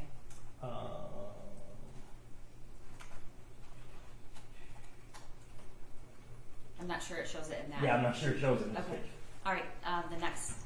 Okay. What is this? It is a bag of ice, and there's also I can't quite remember what fruit that's in. If I said avocado, would you? It's an avocado. It is okay. So you said there were just 2 bins. Is this the second bin? Yes. Okay. Where'd you find this? It was, if I remember correctly, this bin was going to be alongside the. We're going to go back and West show wall. a picture of the whole room again when we go through each thing. But this was in the room that night, correct? Yes, sir. Okay, was the ice, can you go back to this, to the receipt? What is, can you read if we give a close up what the items on that receipt were? Bagged ice, a Larabar, 2 Larabars actually, Robitussin, Clo Cup, Pantene, a nut tray, orange juice, Diet Coke, paid a deposit, I believe, probably for Diet Coke, organic bananas, extra large avocados, and an ice mountain. Okay. When you, what is the ice sitting in? It's sitting in a metal tray. Okay, a receipt later says lasagna pan with, if you know, would you call it, you don't know, do you? I would Okay. call it a metal tray. Okay. It's similar to what if you have family gathering and you're cooking for family, you have lasagna, if you make a large Okay. dish of lasagna or takeaway. Got it. Was the ice melted or was it still intact? It was melted. Okay, next picture. picture? What is this? It is the receipt. I believe it's the bottom half of a receipt. What's the date and time? 12/3/21. 4:09 p.m. Okay, and that's, looks like it's for how much, if you can see? Does it say? No, I don't see it. I'm not seeing it. Up at the top. Sold items, $1.04. Okay, and it's to the state of Michigan? Yes. Okay. What is this? It's photograph of the mattress that we went through earlier. The item at the bottom of the screen, what is that? It's a blue solo type cup, plastic cup. Was there anything in it? No. All right, and 386. What is this? That's another plastic bin. Okay, so were there 2 plastic bins or 3 plastic bins? There were multiple plastic bins Okay. in the room. The items that you found, were they in 1, 2, or 3 plastic bins? 2 plastic bins. Okay, so there's the one that the backpack was in. Which was under the table. Okay, and then what's the other one? That second plastic bin was with ice that was melting. Okay. And we have this third plastic bin that's actually, which I would say the second plastic bin, which actually has items that are imported to this. Okay, so you weren't counting the one with the ice? No. Okay. All right. Where was this located? This will be alongside the west wall. So was it next to the mattress?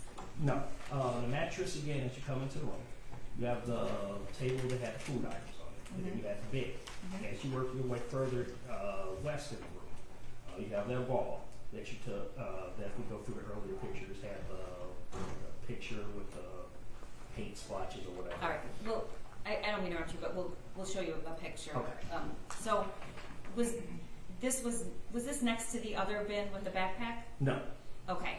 About how many feet away from that bin was this one? I can't quite call it off my head, but about more than 8 feet. Okay. And what was inside this bin? It was a purse. Was this securely latched? Yes. If you Alright. can go back to the further picture, you can see how it was more firmly latched. Okay. And did you pull that bag out? Yes, we took the pictures in sequence so you can see us removing, opening up the actual plastic, the plastic bin, and then actually pulling out first. Okay. And the next slide. Is that the bag that was in the bin? Yes, ma'am.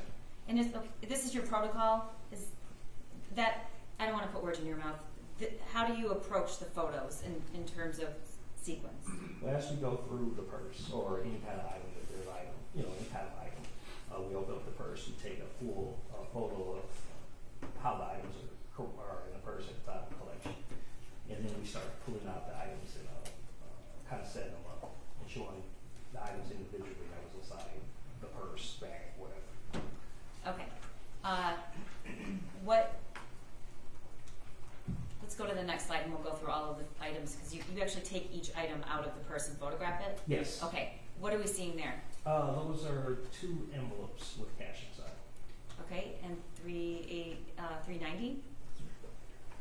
Well, I'm sorry, what's underneath the envelopes? That is the tabulation return.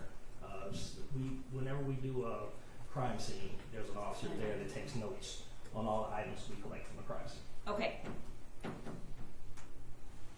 Look closely at that search warrant tabulation. Who's Peschke? Do you know who that is? No.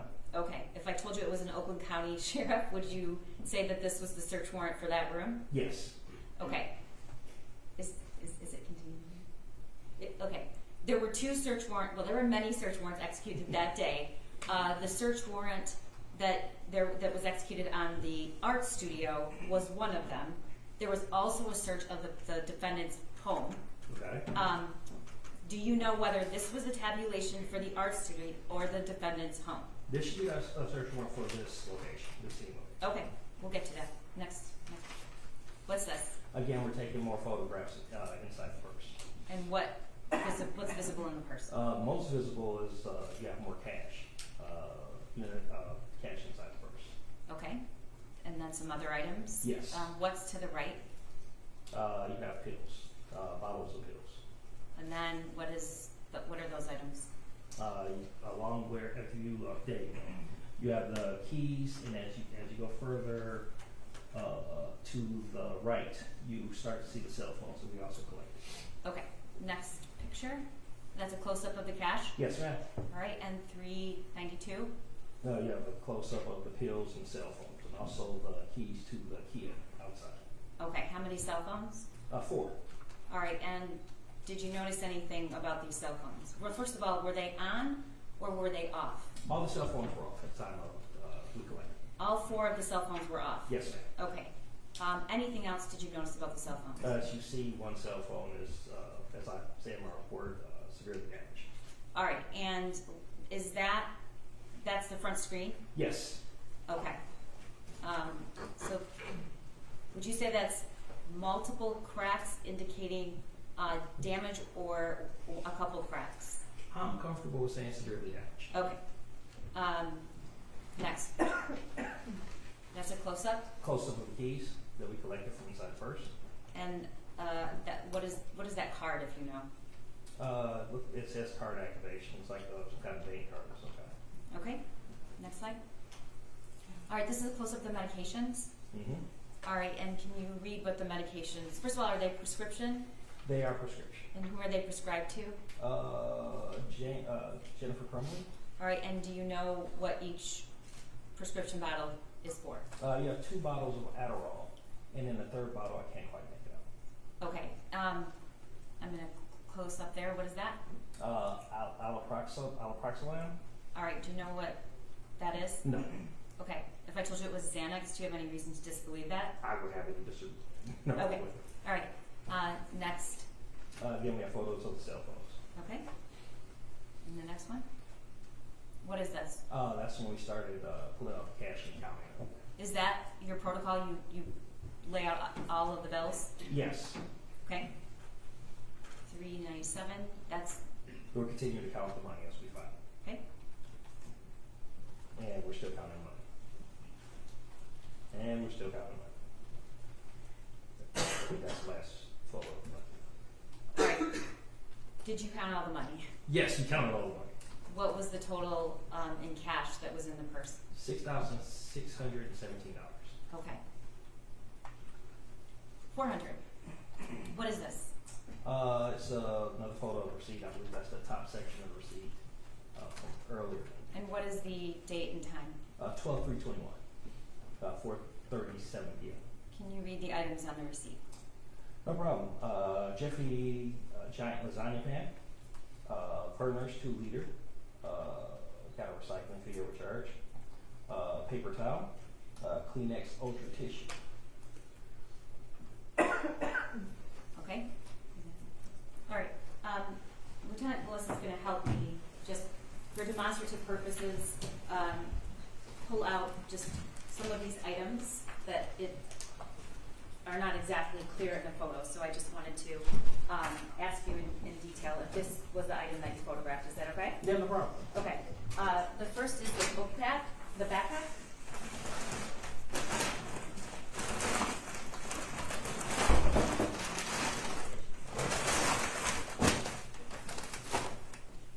Yes, that does appear to be the photo that you're photographing. Okay.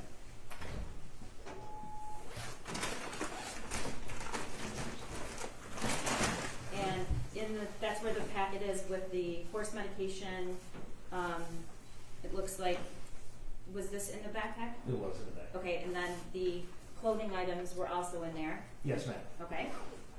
And then the next. That's 427 for the record, Judge. 427. Okay. What's 427? For demonstrative purposes, the backpack. So it's identified for record.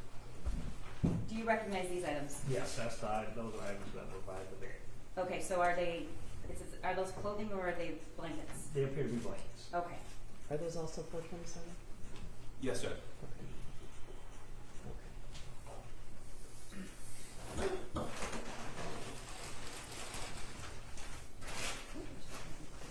That's the Snipes bag, correct? Yes, ma'am. Okay.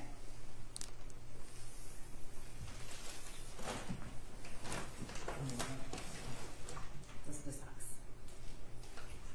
I'm just gonna get that.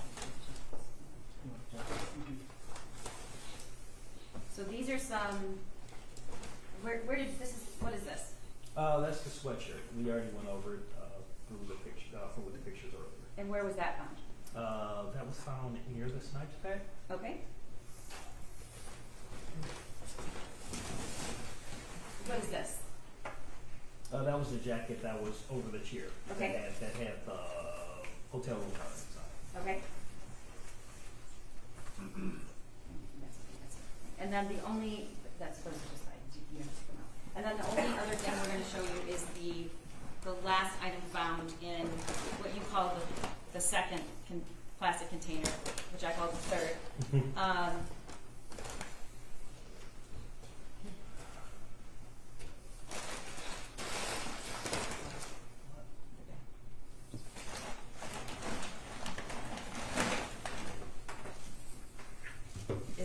Is this that in that container?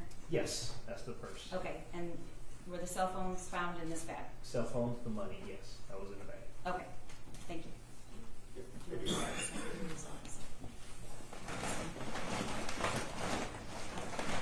All right. Before I go back, lastly, to show you the pictures of the room so you can orient us on where these things were found. Did you ever come in contact with Jennifer Crumbley? We were requested to look County Jail to photograph both the properties. Okay, and why were you asked to do that? We were just requested to take pictures if there are any injuries regarding their arrest. Because the request was not only for the search warrant, but if you look at my report, the request was to process the scene of a search warrant and arrest at the address at 1111 Bellevue Street. Okay. Do you see Jennifer Crumbley in the courtroom today? Yes, I do. Can you point her out and describe something she's wearing? She's right there, and she's wearing a blue jacket, or a suit jacket. May the record reflect that he's properly identified the defendant. The record will say. Okay, lastly, I just want to take you to the initial photos that you took to the room to try to point out where exactly you found each of these plastic bins.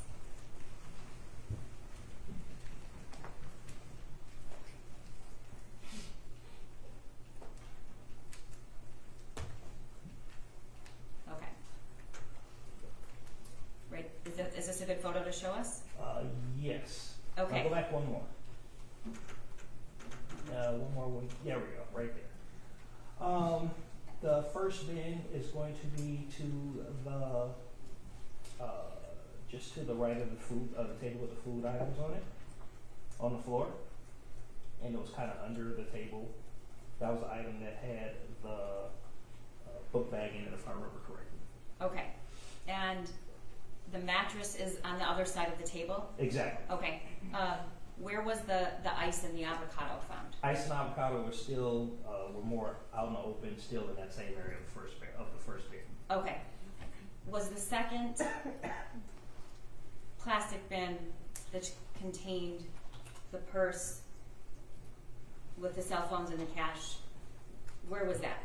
If you look straight ahead, as I mentioned before, the portrait that had the paint splotches along that wall, you have that table just up under it, and just beyond that, when you move around, that's when you see the container with the... Behind Yes. that workbench on the left? Yes. Is there a better photo of it?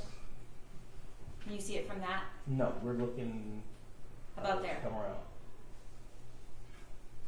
That area, just one more over. There you go. You have the bench. I misspoke. You have the kind of yellow Cart? The yellow cart with the tubs on, with the tubs. Yes. Just to the left of that, you have the items with the paint, and then just behind that would be the tote. Okay. And that was securely fastened? Yes. Okay. And it was securely fastened, but in another bin. When you go through the pictures, you can see that bin is in another bin. Was the bin inside that bin also closed? No. Okay. And was the bag zipped or unzipped? Bag was zipped at the time when we collected. Okay. And that's where you found the cell phones that were turned off and the cash? Yes. Okay. And how did all of that evidence get here? After we took all these pictures, we then collected the evidence and we secured them in these items and turned them over to the Detroit Police Public Safety Headquarters and the evidence lockers. Okay, thank you. No problem. I have questions. Can I step down? Thank you. You're excused. Oh, definitely. Yeah. And I'm like, man, okay. All right. So I'm going to ask you to return at 8:30 in the morning. I think we're making good progress. Do you know how many witnesses you have tomorrow? We have to confer, Judge. We have between 1 and 3 tomorrow, 1 and 4. Okay. All right, so, I get the defense would be, if the defense is calling witnesses, likely tomorrow afternoon, correct? Certainly tomorrow afternoon. Okay, all right. All right, so I'm going to return at 8:30 in the morning. I want to tell you that during the trial, do not read, listen to, or watch any news reports about the case. Under the law, the evidence you must consider to decide the case must meet certain standards. For example, witnesses must swear to tell the truth, and the lawyers must be able to cross-examine them. Because news reports do not have to meet these standards, they could give you incorrect or misleading information that might unfairly favor one side. So to be fair to both sides, you must follow this instruction. Do not go on social media, do not go on Facebook, don't post, don't do research, don't text anyone, don't discuss this case with anyone, all right? Any questions about the schedule? All right, we'll see you tomorrow at 8:30. All rise for the jury.